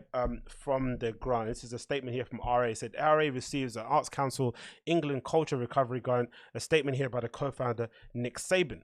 So a lot of people had issues with Resident Advisor getting this grant because I guess a lot of their employees are, I guess, freelancing by, you know, the general sense of term. They maybe have some full-time people there. People mostly see them as a publishing platform, but they obviously have the arm of ticketing, and they obviously thrown some events here and there. But if people thought, I guess, the grant amount that they got was a little bit too inflated for what they do for the culture. But let's read through their statement and I'll give you my side of the opinion. So the statement from Nick Saban goes as follows: as an independent cultural organization, we are incredibly relieved to be awarded this funding. Like everyone in the culture sector, the pandemic has decimated our business model. We've experienced a 95% loss of revenue and expect our meaningful recovery for at least next 6 months, which is, I guess something that a lot of people can probably attest to. We're an independent company with no external investors or corporate backing, which is a very important note. So this £750,000 grant is a lifeline for us. It will cover approximately 30% of our business until April 2021, which is still not a long time. It is therefore essential to the survival of RA's organization. Following the COVID forced redundancies, we have 56 permanent members of staff spanning writers, editors, designers, filmmakers, web developers, and promoter support and more, most of whom have been working reduced hours. 75% of the grant will go towards retaining jobs and avoiding making further redundancies, and the remaining 25 will support our network of creative freelancers whose income has been wiped out during this pandemic, and also ensure we can maintain our stated commitments to support the critical important causes. We exist as an organization to support the electronic music scene.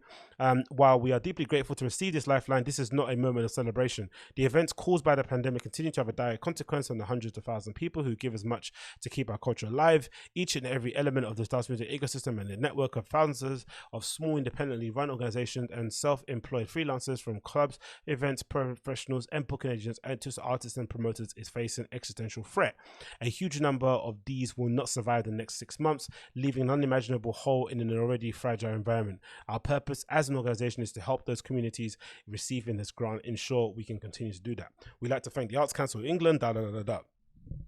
So if we believe what they say, I think we really need to kind of specify here that, again, they're an independent run company, which I didn't know. I thought they had some kind of investment, some sort of backing. I thought they would run the same way a Boiler Room was run. So I think some of the backlash concerning RA is a bit unwarranted. Now, I understand that Resident Advisor has a bad reputation when it comes to music reviews and features. Some people feel like they're on payola, how they kind of rewrite the narrative concerning different scenes, how they maybe write favorable reviews for certain people and certain labels and all this other shifty stuff that you'd maybe associate with platforms such as Pitchfork. I understand it. But in terms of the brass roots of it, the actual bare bones of the issue, they're an independently run platform that essentially is a huge net positive, I think, to dance music culture in general. From the ticketing aspect of it, for the events, obviously aspect of it, and again the part of it where they highlight and promote various DJs on various levels of the totem pole. Right, we have this 3 tiers, I'd like to call it, where it's like the beginner, sort of like the bottom tier, which I sort of occupy, and then the middle tier, and then of course the top tier. And they kind of cover all those DJs. They give them a platform on their RA podcast, RA exchanges. They do features. They do obviously the poll previously was a good a tool in terms of promoting local DJs and getting people to kind of, recognize other artists that they want to follow, especially outside of the top 20. There's a lot of interesting picks out there of people that actually went to events, of various people that they actually went to go see. They've done a lot more positive to the scene. I think they've done negative. And I think if everything that they're saying in the statement is true, and they're going to make sure they allocate the majority of those funds that they got, the 750,000, to ensuring that they don't have to sack more people during this hard time, it's a net positive. I think most people in dance music have probably shifted and pivoted to other industries or got other jobs because essentially that entire scene is dead until we have a vaccine. For the most part, right? Most insurance companies won't want to be liable to put on an event during COVID with no vaccine in place or no possibility of rapid testing, which is going to cost promoters and organizers hundreds of thousands, if not millions of pounds to get that done. So unless it's a virus, electronic music and dance culture, nightlife culture is done for the most part, right? It's on a sort of extended pause until that happens. So most people have probably lost their jobs, especially if you're working behind the scenes, right, in the back offices of this industry. You kind of keep things going. I'm sure bartenders, barbacks, security guards, agents, booking agents, event managers, tour managers have had their jobs and their income completely decimated. So if one platform in this dance music scene is able to keep people in their jobs and not have them go out and try and look for another vocation when this is the only thing that they wanted to do their entire life, they have to be commended by it.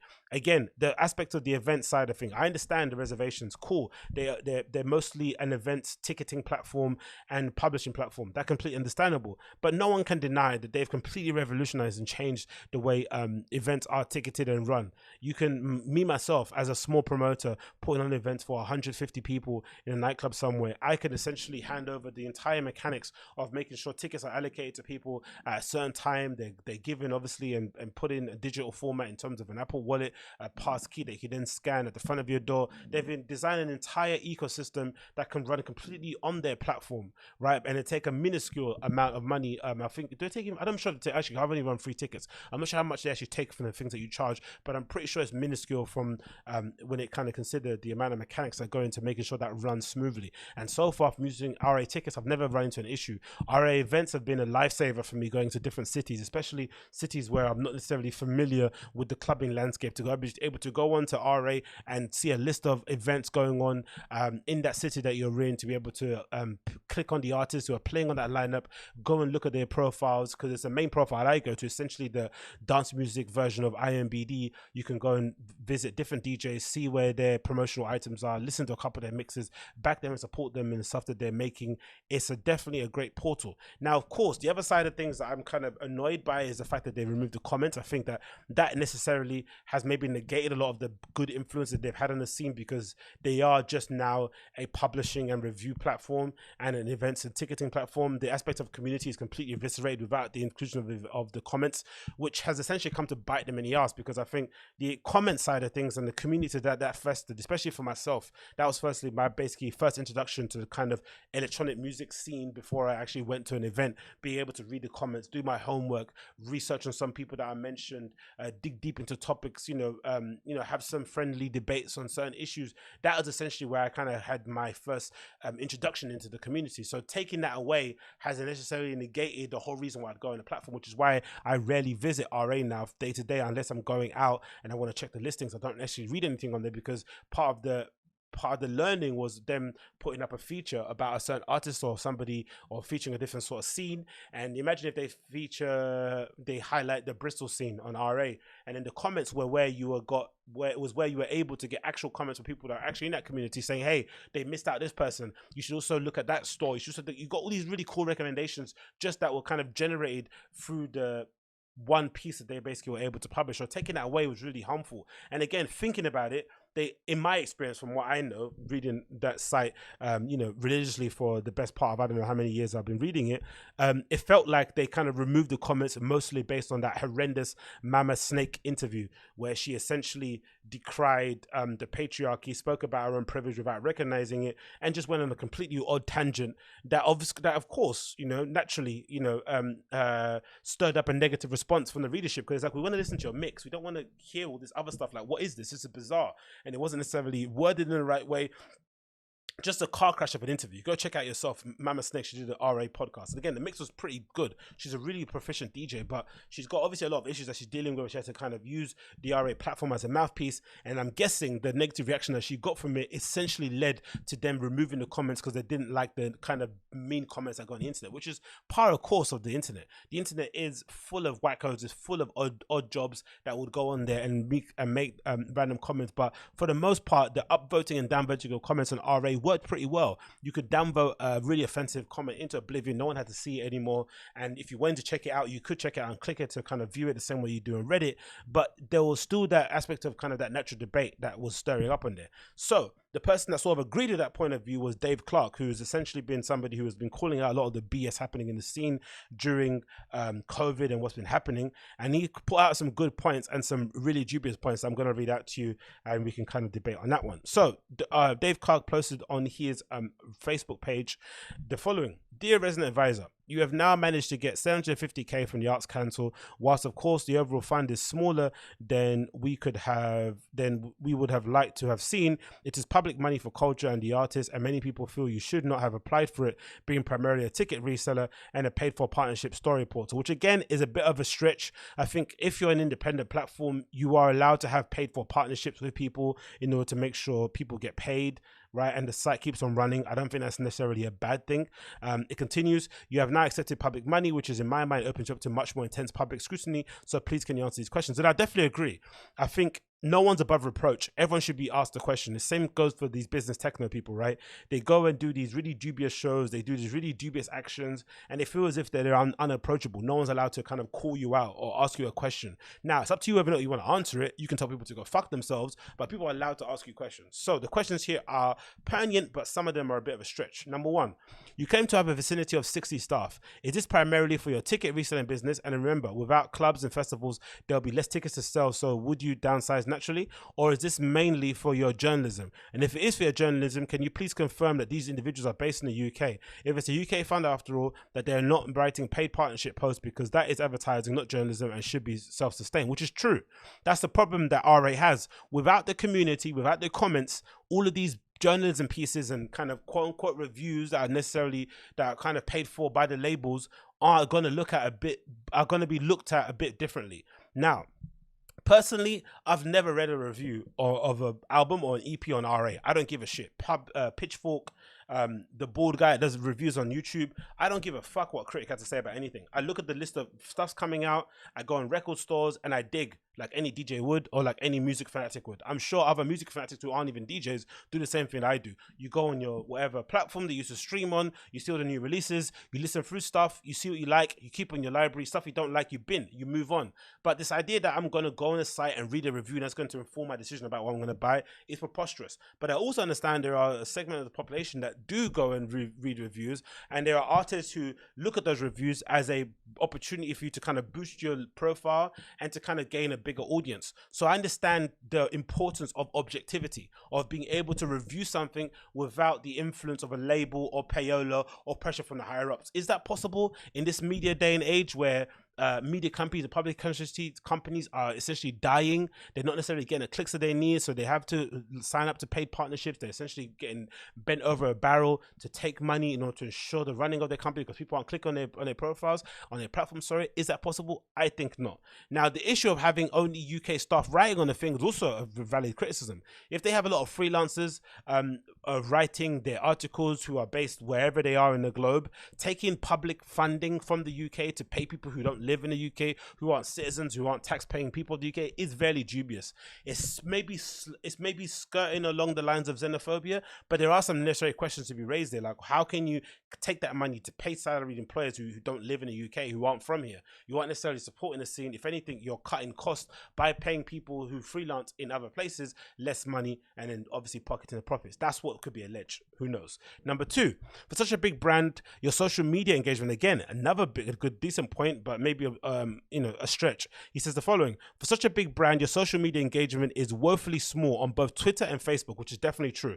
The moment they took away comments, most of the community that were actually on there disappeared. They were kind of said this comment about, oh, we're going to continue having our community talk and engage on Twitter and Facebook. Anybody that's been on Twitter for a prolonged period of time know it's an absolute cesspool, right? It's not the best place for you to have a nuanced discussion about anything. Don't get me wrong, comments on the website aren't the best either, but there was an existing comment section that exists on RA. Just go on some of the old articles on RA from like 2005 onwards and look at some of the comments on some of the people commenting on some of the features that have been made on there. They're really insightful. Of course, some snarky comments here and there, but really meaningful debates concerning culture and what's going on are permanent there. And without that, the platform doesn't necessarily, it ceased to basically exist, right? Isn't it? So he continues here, it says, yeah, the engagement is woefully small on both Twitter and Facebook. This is not a good sign of power for an online media company. Indeed, the only big engagement recently on your Facebook has been from your disgruntled club goers upset about your 30% hole being filled in the expense of actual creators of local community and culture. And there are also people talking about refunds. Agreed. Their refund process is a bit shaky. Please, can you explain why you perceived as such a big media company by the Arts Council with such low engagement numbers, which is definitely something that needs to be said.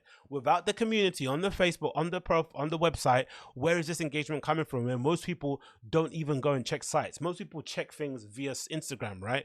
Or via social media platforms. They don't actually go to a place to go and check some things. So if that's the case, then RA has initially been painted out as a kind of mouthpiece for certain labels to promote certain artists. Of course, you can definitely see that reflected in some of the numbers that they get on engagement. Now, should that mean that your money that you get from a grant should be basically judged by the amount of clicks that you get on an article? Probably not. It should obviously kind of mostly be weighted upon your cultural relevance and the amount of other people that are maybe, because I would say that they are net positive and they probably should deserve that 750,000 just because of the ticketing side of things and the event listing side. I don't know who else replaces that functionality. I'm not going on Facebook to go and fucking look for events. I fucking hate Facebook as it is. I had to make one in order to kind of keep my DJ Facebook page, but I deleted it. I hate it. It's a shit platform. You shouldn't be spending your time on there. So for me to actually go on Facebook to try and look for events is wasting my complete time. I don't want to be doing that. RA at least provide that platform. So if they're able to provide a platform for that, people the world over, I think 750,000 is a fair enough grant price in order to kind of keep that functionality going.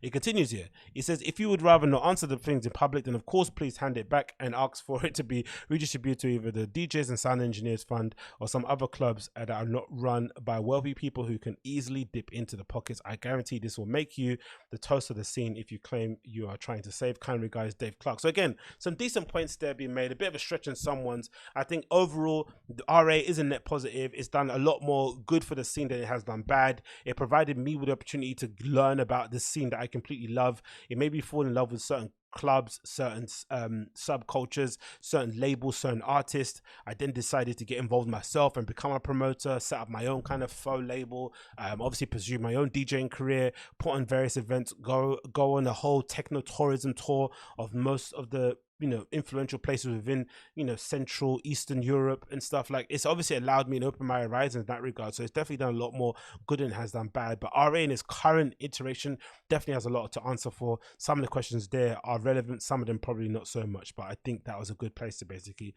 summarize that one. The next person that kind of was, spoken about and kind of called out was Boiler Room, right? Boiler Room had a bit of an incident where they've kind of had to justify their, basically, where is it? I can find it. They've had to justify the grant that they got, right? That they received, and I think I can find it here. Where is it? It's Boiler Room statement, right? Let's go here. So Boiler Room statement here from Twitter, basically explaining and giving a statement on what's basically happened regarding COVID and the grant that they received. So let's kind of post it up on here. Boiler Room has been awarded a grant as per the government's Cultural Recovery Fund. Just hear what they have to say. Boiler Room says the following: by connecting an emerging artist with global audience, Boiler Room helps artists grow their fan base and profile, ultimately in a vital part of driving the club and festival bookings within the UK and internationally. Like many others, Boiler Room is greatly affected by COVID, has eliminated our revenue from ticketed events and has heavily impacted our areas of the business. An overall 70% of the drop in revenue. We had to make the difficult decision to cut costs wherever we can, including redundancies across the whole company, losing people we care about deeply and who represent the very fabric of the brand. It continues. Boiler Room's availability of Boiler Room so far has relied on the financial support from investors alongside the revenue we generate from the brand partnership, live events, and apparel. Again, the brand partnerships thing, right? The investors got them over a barrel. Over the recent years, we have succeeded in reducing our reliance on the investors and building towards a completely sustainable business.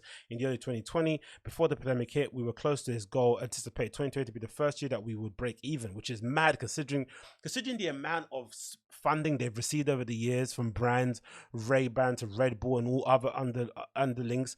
For them to only break even now shows there's obviously some kind of level of business incompetence there. Again, this is talking for somebody that doesn't have a business myself, but I have to say that out loud. And also goes to show just how difficult it is to run something like a Boiler Room and make it anyway profitable, especially when you consider the spaces that they use, the level of artists they book. But then that's also the issue. They don't actually pay their DJs, which I didn't know, right? They actually just, it's mostly a platform for promotion, a good look for you to get your name out there, which you could argue is definitely accurate, I think. But Boiler Room is basically a kind of symptom of the scene in general, especially what we've seen with COVID. We all hoped COVID would be the great equalizer. It would allow small, scrappy DIY promoters to put on events and promote local artists instead of booking all the big acts, when essentially it's just widened the gap between the, I say, my level, the bottom level, and the middle level. It's widened the gap, right? It's some people that even sit on the upper middle and obviously on the top tier. It's just widened those gaps more and more, because what's happened is that those same scrappy DIY promoters aren't they don't want to take any chances, right? They're going to ensure that they put on an event that's going to sell. They don't want to be liable for putting on an event, reduced capacity, and not having tickets sell. So they're going to want to book people who are going to put bums in seats, as the phrase goes. So that's the problem. And Boiler Room is essentially the same sort of thing. Boiler Room probably would work for a certain level of DJ. It's definitely going to help your career. You look at somebody like a Cheryl is a good example. You look at what's her flipping name, the mixed race lady, Jada G. She's another good example. Both people who kind of profiles were benefited greatly from appearing on Boiler Room, right? Cheryl obviously had that kind of viral moment where the other DJ kind of went and pulled back a tune that kind of raised up some really dumb and interesting debates around around DJ culture and misogynism and all that sort of shit. And Jada G, just from being a stunning woman to look at and also being a very competent viral DJ, her appearance on Deck Mantle definitely helped to boost up her appeal in terms of her bookings and her ability to make money. I'm sure she's even said that in various interviews that I've read of hers. So it definitely can help, but I guess for most people, the majority of acts, it only works really for the top tiers in the middle. If you're an entry-level person, you look at some of the RA podcasts or streams that get uploaded, some of the smaller guys rarely hit double figures in terms of thousands of views, right? No one really gives a shit. No one's really going to kind of use that as a way for you to get more gigs. If you don't have the right agent or the right book, on the right agency, or you don't have the right booking manager, no one's going to give a shit about your career anyway. For artists of that level to put themselves through that platform, to play live on Boiler Room and not have anything come from it, especially when they're not getting paid, it's definitely going to hit you a lot difficult. So it continues. The statement goes as following: to continue our work, we applied for a grant and were awarded £791,000 and £600,000 as part of the Government Cultural Recovery Fund. This fund was created to support cultural organisations and event businesses impacted by COVID-19. This grant will directly enable us to stay afloat, which is in turn allow us to continue to drive artists' careers and help protect jobs and create freelance opportunities in 2021. That's the issue. If you get all these brand partnerships and deals, why are you not able to pay your staff? Why do you have to get grants if you're essentially being backed by some of the more bigger corporations that would initially would in most senses look at you, corporations that would in most cases be looked at as ways of selling out, and now you're having to apply for government help in order to stay afloat? It just doesn't make any sense, especially when you don't pay artists. That's the most important thing. It continues. Over the past 6 months, we've been working to create a club culture at large recover. We've been working to help club culture at large recover. We diverted our funds from existing brand partnerships into supporting artists. We awarded financial grants to 20 music collectives around the world, and we have found ways to compensate artists involved in streams over the period by raising funds and paying booking fees, which they weren't doing previously, which is a fucking crime. They weren't paying artists prior, like they weren't paying their standard rates. That explains why they got so many good people to play on their platform. If you got a free weekend and you've got some time in the day to go and play, and you're in a city anyway, of course you'd go and play at Boiler Room. It makes complete sense. I know if I was a booker on Boiler Room and I was working there, I'd just be looking at all the listings all around the world and just be hitting up DJs that are playing and make it and seeing if they're doing anything, because usually most DJs, when they're in their hotel room before their gig, preparing their playlist. But why not go and play on Boiler Room, get some added eyes on your brand, and then go straight from there straight to the club? You've got some practice underneath your belt and you can go in the club on fleek, do you know what I mean? But you don't need to pay them. So that's the really heinous point. It continues here. We have found ways to compensate artists involved in streams by paying their booking fees, as well as promoting a large number of charity initiatives. We are working on clothing collections designed by DJs, which raise money for charitable causes, and we have set up-and-coming projects that invest in some of the most vital music communities as a map, the tentative next steps for rebuilding our local scene. Through these efforts, we have been able to pay out a total of $250,000 in artist fees, financial grants, and charitable fundraising. And again, the other issue they have too is their founders, isn't it? Both of their founders are like, pretty posh, well-to-do guys in London for the most part, and of course they've always had a bad time connecting with grassroots underground scene because people always look at them and others. That's probably the same reason why I probably hate Palace, right?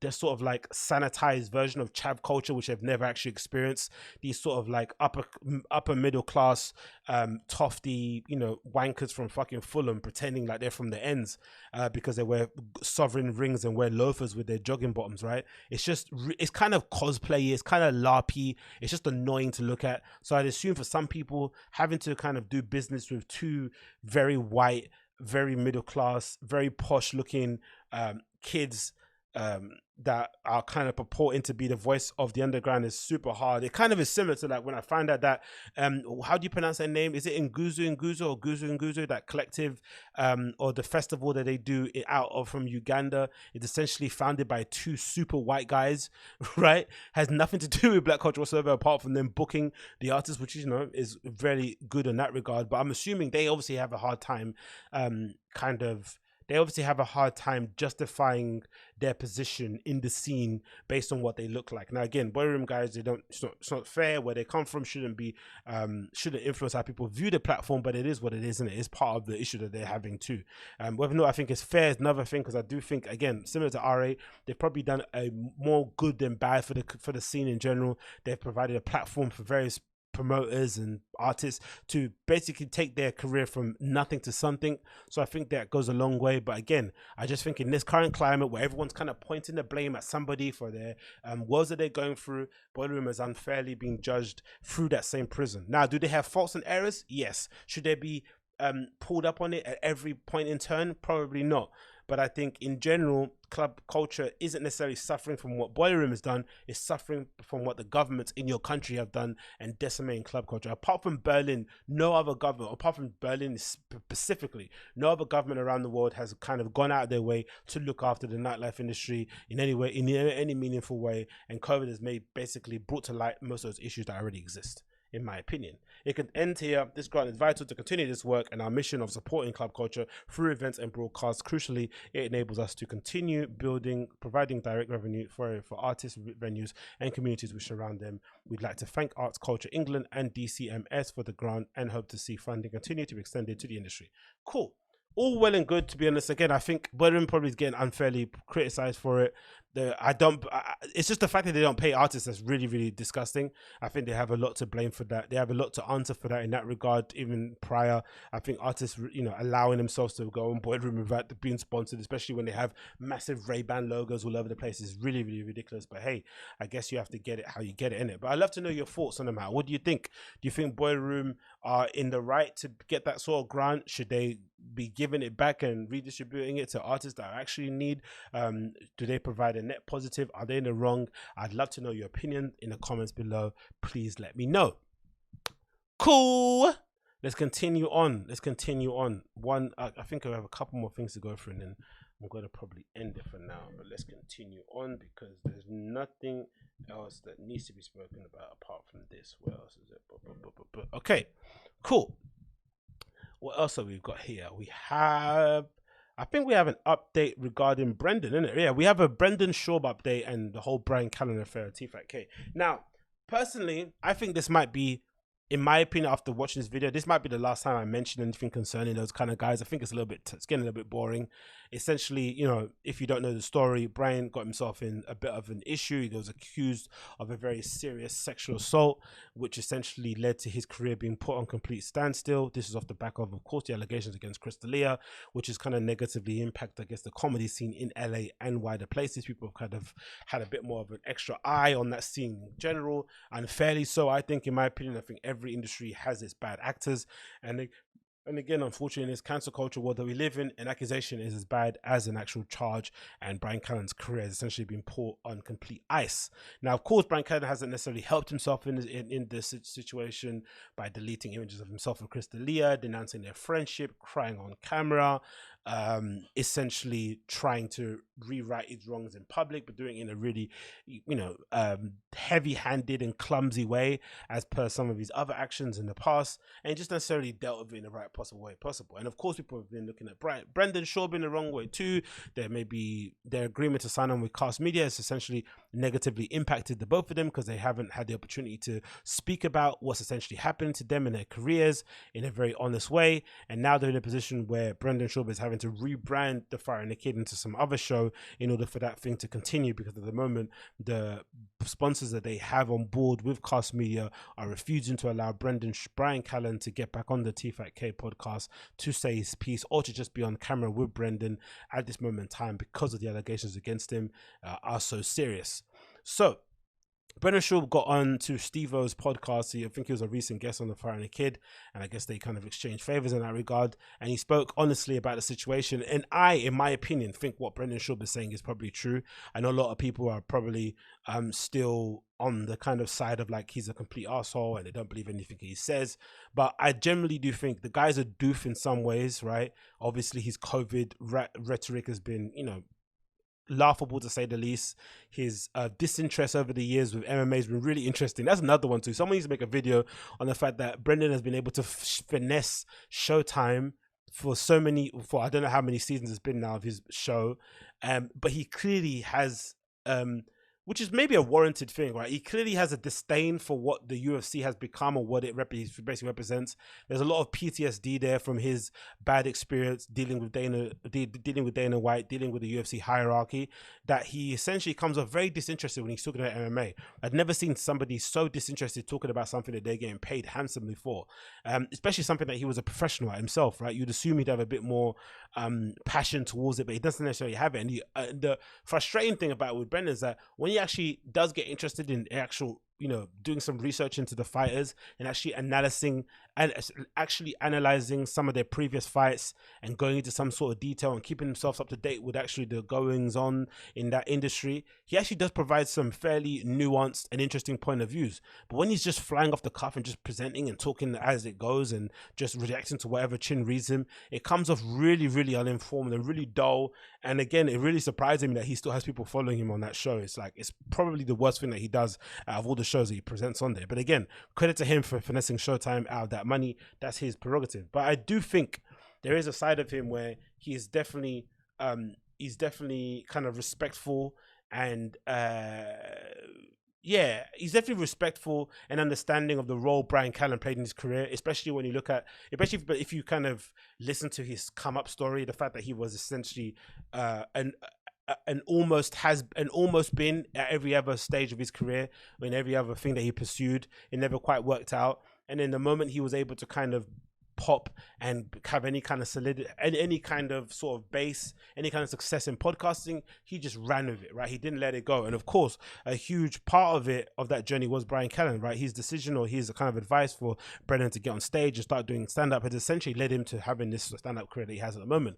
Whether or not he's funny or not is, subjective. Most people would say it isn't subjective because he generally isn't funny, but I think he's understanding of the role Bryan has played in his life, and regardless of what happens with Bryan in this accusation, he understands that he can't kind of abandon him at this point in time. He could probably abandon Chris D'Elia because he can just say, hey, I didn't know this guy was a monster behind the scenes, blah, blah, blah, blah, blah.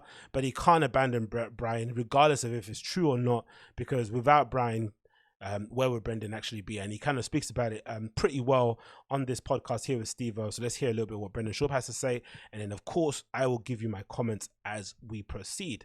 Let's let the video load up on here on YouTube. I should have probably got it loaded up previously, so please excuse the time and the waiting. And at the time he was Bruce, but he had like this long ponytail and like these real nice nails. I'm like, man, maybe Bryan's fucking with me. Here, let's pause. Okay, let's bring it back.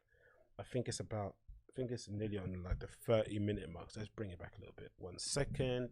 Come on, load. Okay, so it's gonna load now. It's loading pretty well. Let's hopefully get all the flipping logos on here. Pan fucking till now. I mean, yeah, Bryan was dead on. Damn. We're at the PC in Malibu? Yeah. Yeah. That Malibu same. market? Uh-huh. Yeah. Okay, cool. Let's go back here. So it's about on the 30-minute mark. What is it? It's about, let's say, what did it say on my notes? It's on the 35 and 02 mark. So let's hear what Brendan Schaub has to say. He was on Steve-O's Wild Ride. Let's bring it forward a bit more. There we go. Okay, there. Let's play.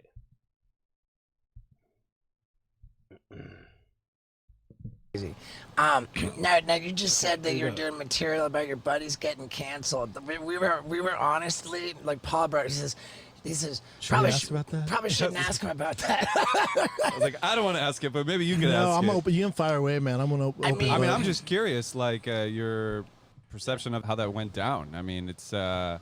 I don't, I don't think anyone's ever like equipped to deal with that, you know, because Bryan's been so influential on me, and he's been such a positive person in my life, and he's just, from what I know, Bryan Callen, he's a great dude. He's been so supportive of me. Yeah, he's always thought very highly of you, and so for me, it's just such a weird world because where I come from, when I was having my issues with Dana White or I was having my issues with Fox or anything, I get on. This is my weapon. I get on the mic and I go, man. I don't pull any punches, and I even if I'm in the wrong, I say it on the mic. So my initial reaction was that's kind of gay, innit, to saying it's my weapon. But I get what he means. I get what he means. And to be fair, if you remember, if you're a long time T5K listener, you would have known that whole debacle they went through at Fox was a pretty intense, isn't it? Right? Some of the stuff that was going on behind the scenes, and it did feel like he got a lot from just being able to get on the mic and just say his piece. He was able to kind of air out a lot of the grievances, and essentially that's what allowed him to kind of step away from their contract and retain the IP of the Firing the Kid and continue doing it on other platforms. And obviously they didn't learn from that experience because they just went and signed up with Cast Media again, which essentially put them in another position where they can't say this piece again.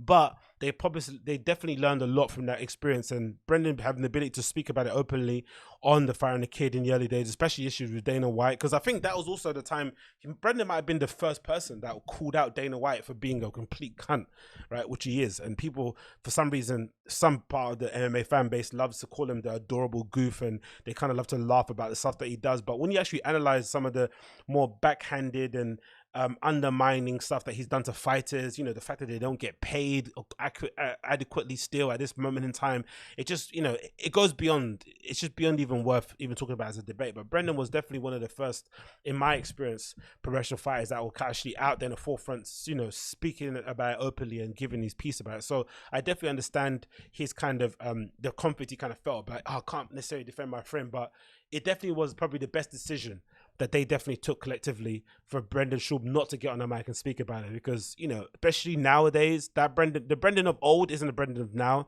which is why a lot of people have turned off from Fighting Kid and they've stopped following him, and they've always leaving negative comments on his posts, and he gets he's always having to delete comments and block people all over the place, and he has a very negative opinion of social media. He says he's not on it, then he's on it. He's always talking about haters and all that sort of malarkey, mostly because he's kind of he's transformed into he's some other person now. The way he kind of reacts would have been very detrimental to Bryan's overall career. If Bryan already is doing a lot of bad things that are necessarily not painting him in the best of light, imagine how worse it would have been if Brendan was allowed to go on the Firing Kid and air out, he says what he feels, and say his piece regarding this issue, and kind of really put his foot in the mud concerning some of the allegations that he has against him. Regardless of what he actually thinks personally about the issue, it definitely wouldn't have helped Bryan Callen's case. Get on there and fucking go. And Bryan's like, you can't do that, buddy. I'm like, what do you mean I can't do it? He's like, you can't do it. It's gonna hurt me more. It's gonna help me. I want you to do nothing. I'm like, all right, well, I'll let you do it. He goes, I can't be there. And I'm like, now I don't know how true this story is, because it feels like to me, especially when the allegations come out, Bryan was the first person to get on social and say, hey, I'm going to be on the T5K podcast on Saturday talking about this. Tune in, right?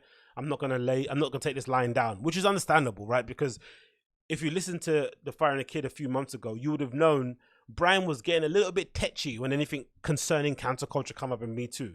He'd get himself really riled up about counterculture, and usually when that happens, it's because the person has some skeletons in their closet, right? So I'm sure at that time, he was probably hearing through the grapevine from his agents and whatever it may be about journalists calling up certain people to get stories about him. I'm sure that might happen. This is my own interpretation of it.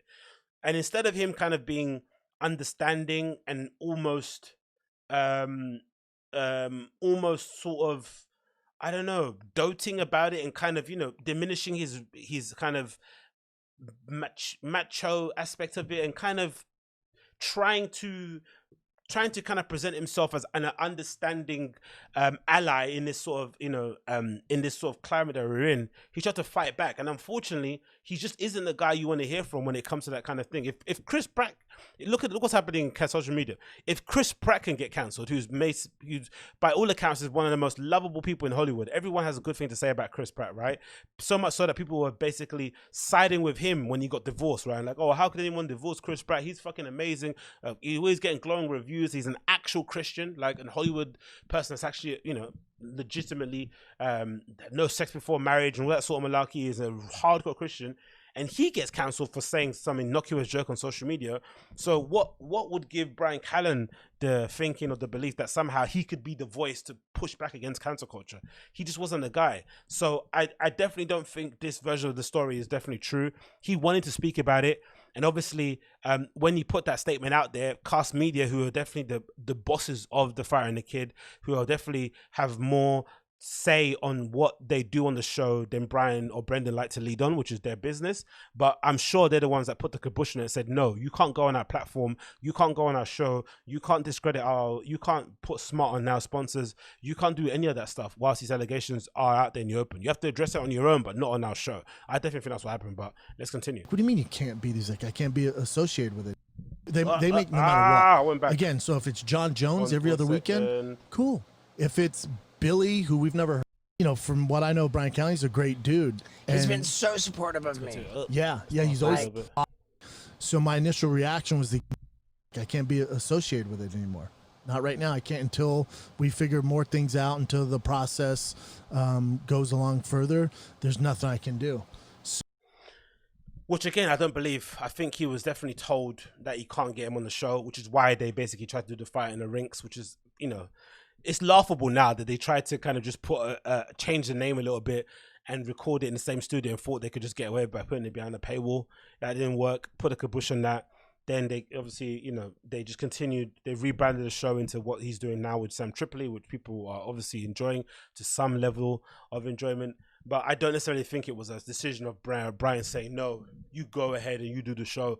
I'll stay here and hold it down for these allegations. I don't think that happened. They tried to fight against it, but the industry said no, because unfortunately in the climate we live in at the moment, allegations is as bad as a charge. And I just think the only frustrating part of it, as being a fan of these guys, especially with Brian, who I legitimately think is funny, is that he's so emotional about other people that go through these instances of cancel culture and Me Too.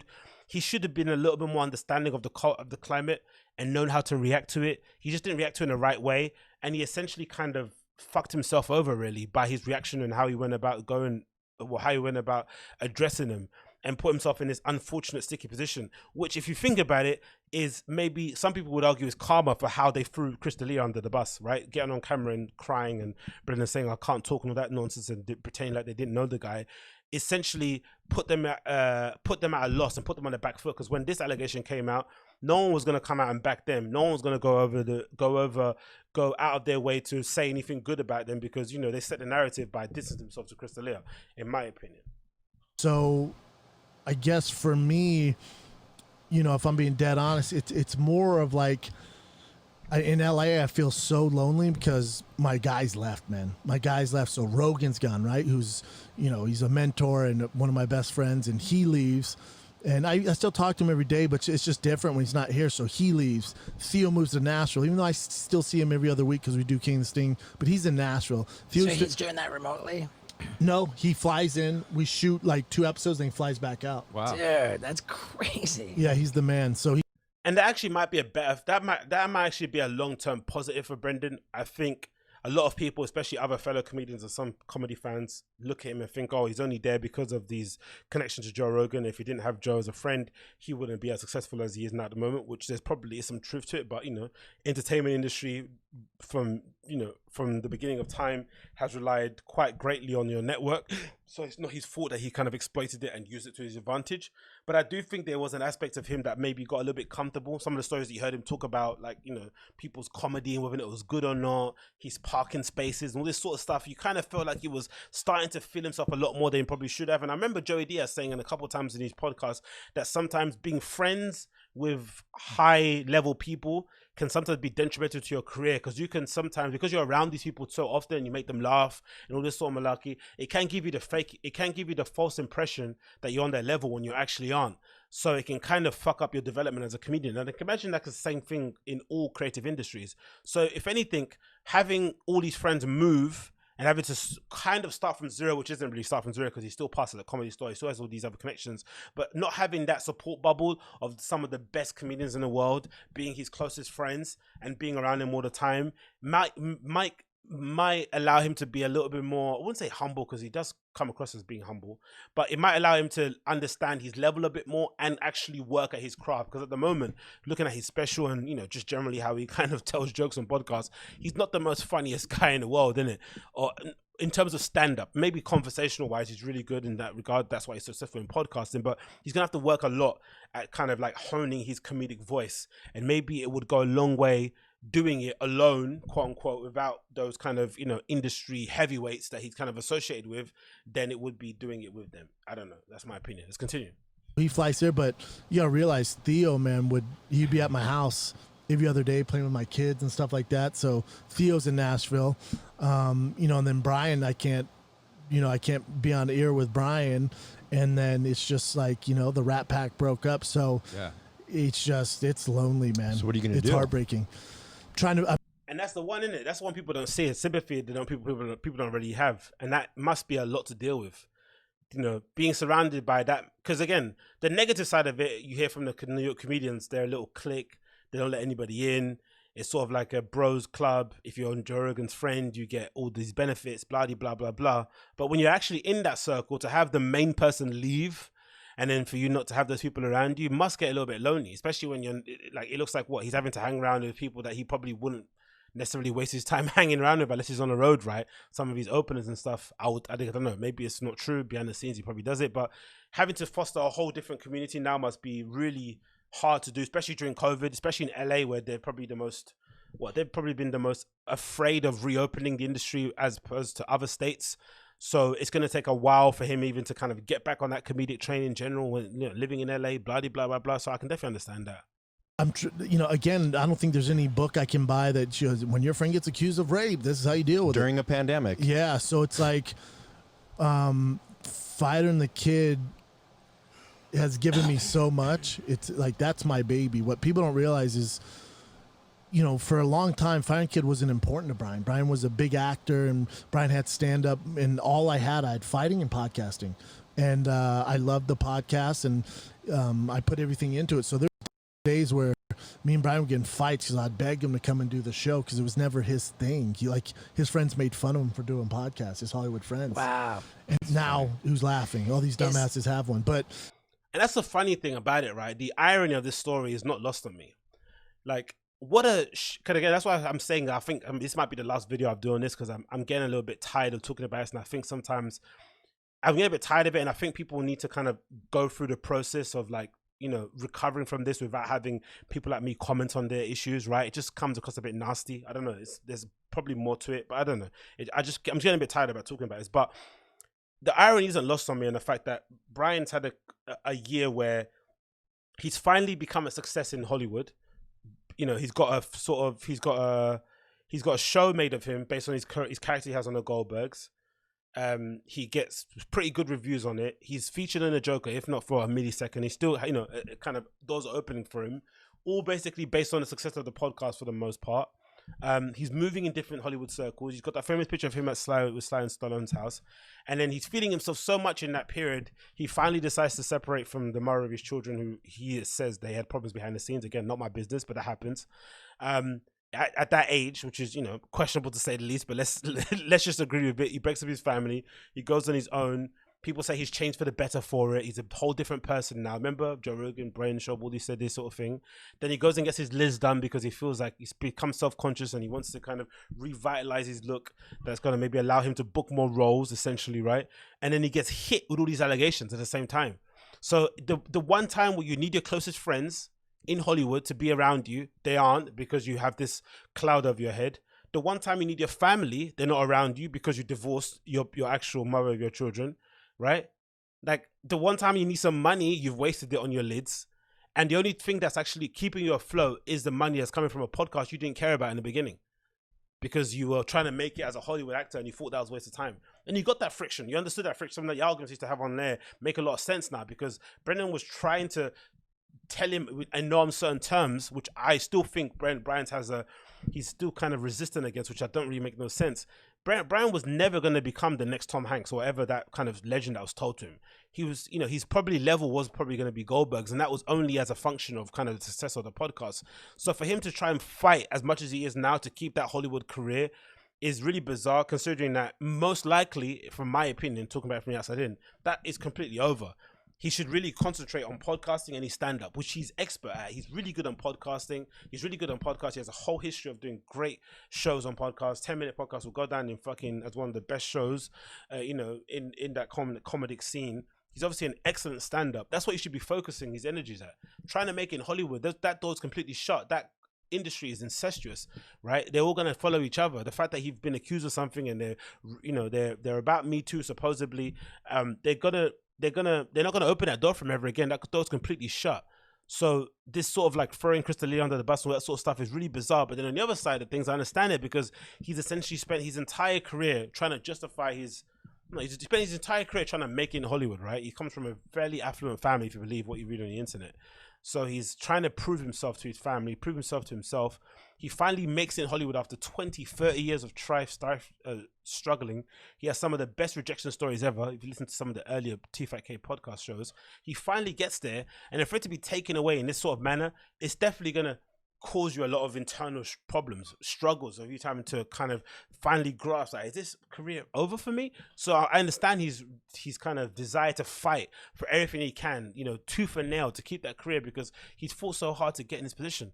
But in this current climate, unfortunately, that ride is over, in my opinion, which then leads me to the point of like why I think I might start talking about it, is because I think that ride's over, and I think people should be given an opportunity to try and rebuild their lives. And I don't think me talking about this sort of thing is helping in that journey, in my opinion. But let me know in the comments. So for me, like, that's always been my ride or die, is fighting the kids. So I'll be honest, there's probably about a month ago, I was just like, I should probably just shut this thing down. I have my 2 other shows, I'm fine. And then I gave a lot of thought about it and asked Chappelle Lacey and Malik B to do the podcast with me. Those guys are great. Yeah, they're so much fun. Yeah, Josh Wolf's good too. Josh Wolf, but I really think there's something special with Chappelle and Malik, and I have fun again. But we're probably gonna have to rebrand it and stuff like that. But it's it's straight up heartbreaking, man. Yeah. It's heartbreaking. Are you gonna move, or are you gonna stay in LA? I'm going to wait till after the election, and then I'm going to give it some time after that, see if LA bounces back. And if it's still North Korea here, I'll probably move. Wow. And you can't blame the guy. Again, I think, say what you want about the dude, he is hardworking, he is determined. He's essentially, built himself up from zero, considering, how he was prior when he was in fighting and sort of struggling to earn a living there. For him to build the podcast into what it's been now, obviously with some assistance, with some help, as it's been shown over the years, some really influential cosigns, still his consistency over the years is really something to be admired. And having to rebrand a show in the midst of a flipping pandemic when your best friend's being cancelled is definitely difficult. And he's maybe stumbled upon some pretty good co-hosts, which the dynamic still needs to be ironed out. I think he's still sort of struggling to kind of. He's not really. I don't know why. It seems like Brendan's really bad around black people. I don't know what it is. Maybe it's just my observation, but I don't know. He looks like he doesn't really get that kind of humor. He sort of struggles with it, even though he likes to like use hip hop colloquialisms, and obviously he dresses in a certain way. He really struggles with that personality. I'm not sure because he finds it overpowering, or he doesn't know how to kind of.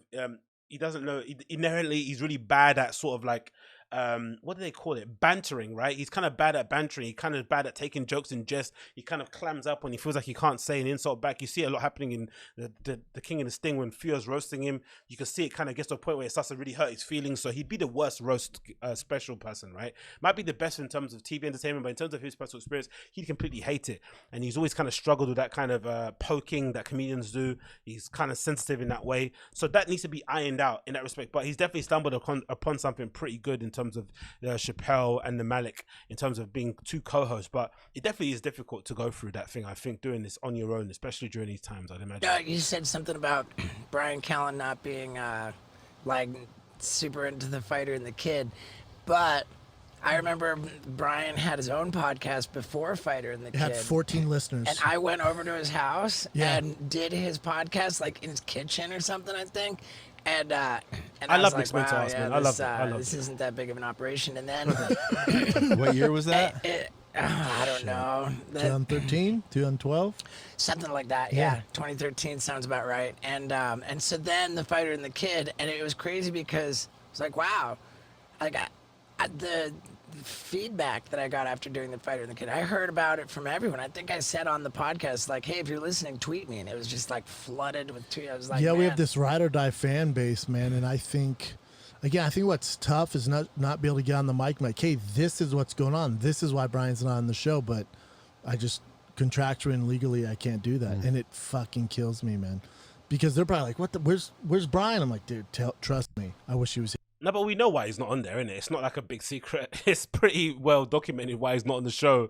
Again, some of these sort of narratives they spin, I get it, it's for the fans, but we know why he's not on the show. He's been accused of rape, innit? Like, standard procedure in this era that we live in at the moment, in this current climate. You can't just be going on the show and pretending like this thing isn't happening. You have to address it some way, shape, or form, go to court, whatever may be done. Jeremy Piven is a far better... No, let's say Jeremy Piven is probably a higher profile than maybe a Bryan Callen, and his career has never bounced back from that one allegation that he had, right?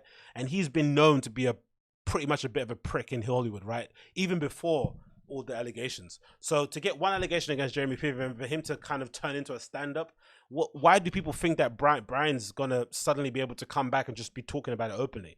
It just doesn't happen that way. It's just, unfortunately, maybe Neil deGrasse Tyson might be the only recent example I've heard of somebody go through something, accuse something, and then be internally investigated via the network. I think NBC or CBS, I think, did it, and he got found to be not the allegations or claims against him got to be found not to be true, which I agree with, because I don't think in this era they were gonna networks go out their way to make sure they can prove. Maybe it's not true. Maybe if you're Neil deGrasse Tyson and you generate a certain amount of income for a network, they're going to go out their way to make sure that you're not guilty. I don't know. But anyway, my point remains. Better people have been cancelled for lesser crimes than Bryan Callen has. So for people to assume that he's going to be able to kind of jump back on and say what he wants to say on the podcast is really naive. It's here. But it's out of my control. Are you talking to him pretty regularly? Every day. Nice. And but you were supposed to... I still, I don't think Bryan cares if I divulge this information. I still give Bryan half the pay, even to this day. Even if he never does the show again, he'll still get money. And that's where I think you have to rate Brendan, I think I'll leave it there. That's where I think people need to kind of give him a little bit more respect in that regard. To his friends, everyone has good things to say about the guy. He obviously goes out of his way to help his friends and be supportive. And the fact that he's doing that for Bryan and giving him half of the money from T-Fat-K, even when he's going through such a heinous thing, and he probably, you could be argued that Brendan has more of a right to the money now that he's doing completely on his own. And the fact that Bryan got himself in this nonsense, or got himself involved in this nonsense, which is kind of hard, it's a bit hard just to say that because he didn't do this himself. He's been accused of this allegation. He's been accused of what he's been accused of. But you could understand if he said, no, I'm going to keep the money for myself because you're not doing the show anymore. But for him to acknowledge the influence that Bryan's had on his career and to say, hey, as a way for me to say thank you, even if you are guilty of what you're guilty of, I'm going to always support you financially in any way that I can because I owe my career to you. That deserves a bit of credit. He deserves to be lauded and commended for that alone, because I think if you believe the narrative of Brendan through what his haters think of him, you would be led to believe that he's kept the money and kind of told Bryan to kind of kick rocks. But the fact that he set up a Patreon for him which he didn't do in the beginning, which was mostly for the 500 rings, but allowed him to just do the Patreon on his own, make some money that way, and keep himself relevant and be able to kind of, flex that kind of podcasting muscle, and also be able to kind of give him the money from the podcast just to keep him afloat, even though Bryan probably doesn't need it because, again, he comes from a wealthy family. That definitely says a lot about Brendan. That kind of small gesture. And again, hard times they're going to go through. I've always maintained, I think Bryan went about dealing with this in a really wrong way. I don't think his career is going to come back in any meaningful way in Hollywood. I still think he's going to be still a solid stand-up and still be able to have a successful podcasting career. But his kind of persistence in making sure he stays his Hollywood career is really, really odd. But again, I understand he's worked most of his adult life to get where he's want to get to. It's within his interest to try and save it as best as he can if he thinks he's innocent of the things that he's been alleged of. But I still think in this current climate and what people are going through, especially during a pandemic, you definitely don't need my opinion on what's going on and trying to add more fuel to the fire just for clicks. It's not worth it. So this is the last I'm going to speak about this issue until something monumental comes out of it, something really groundbreaking in terms of the charges. Either way, I'm not going to speak about this again regarding this. But again, credit to Brendan for deciding to do what he did there, supporting his friend. And I think that goes a long way in kind of rewriting the narrative about that guy. Anyway, that's the show, man. 391, that's it. Thanks so much for tuning in. Over 2 hours of podcasting. I hope you enjoyed that. And if you're watching this via YouTube, make sure you smash that like, hit subscribe, and leave me a comment down below. I'd love for you to do that as a form of support. And of course, if you can support me via Patreon, that would be more than welcome. The link can be in the description below. Like I said, you're going to get one extra podcast per week, as well as access to this show before anyone else gets it. So make sure you sign up on Patreon, patreon.com/Agostinho, patreon.com/AGOSTINHO. Make sure you sign up on there. And of course, follow me on Instagram, follow me on Twitter. I post on there, update you on my journey with flipping Sober October. So make sure you're following me on those platforms. But until then, I'll see you guys again very, very soon. Take care and be safe. Peace.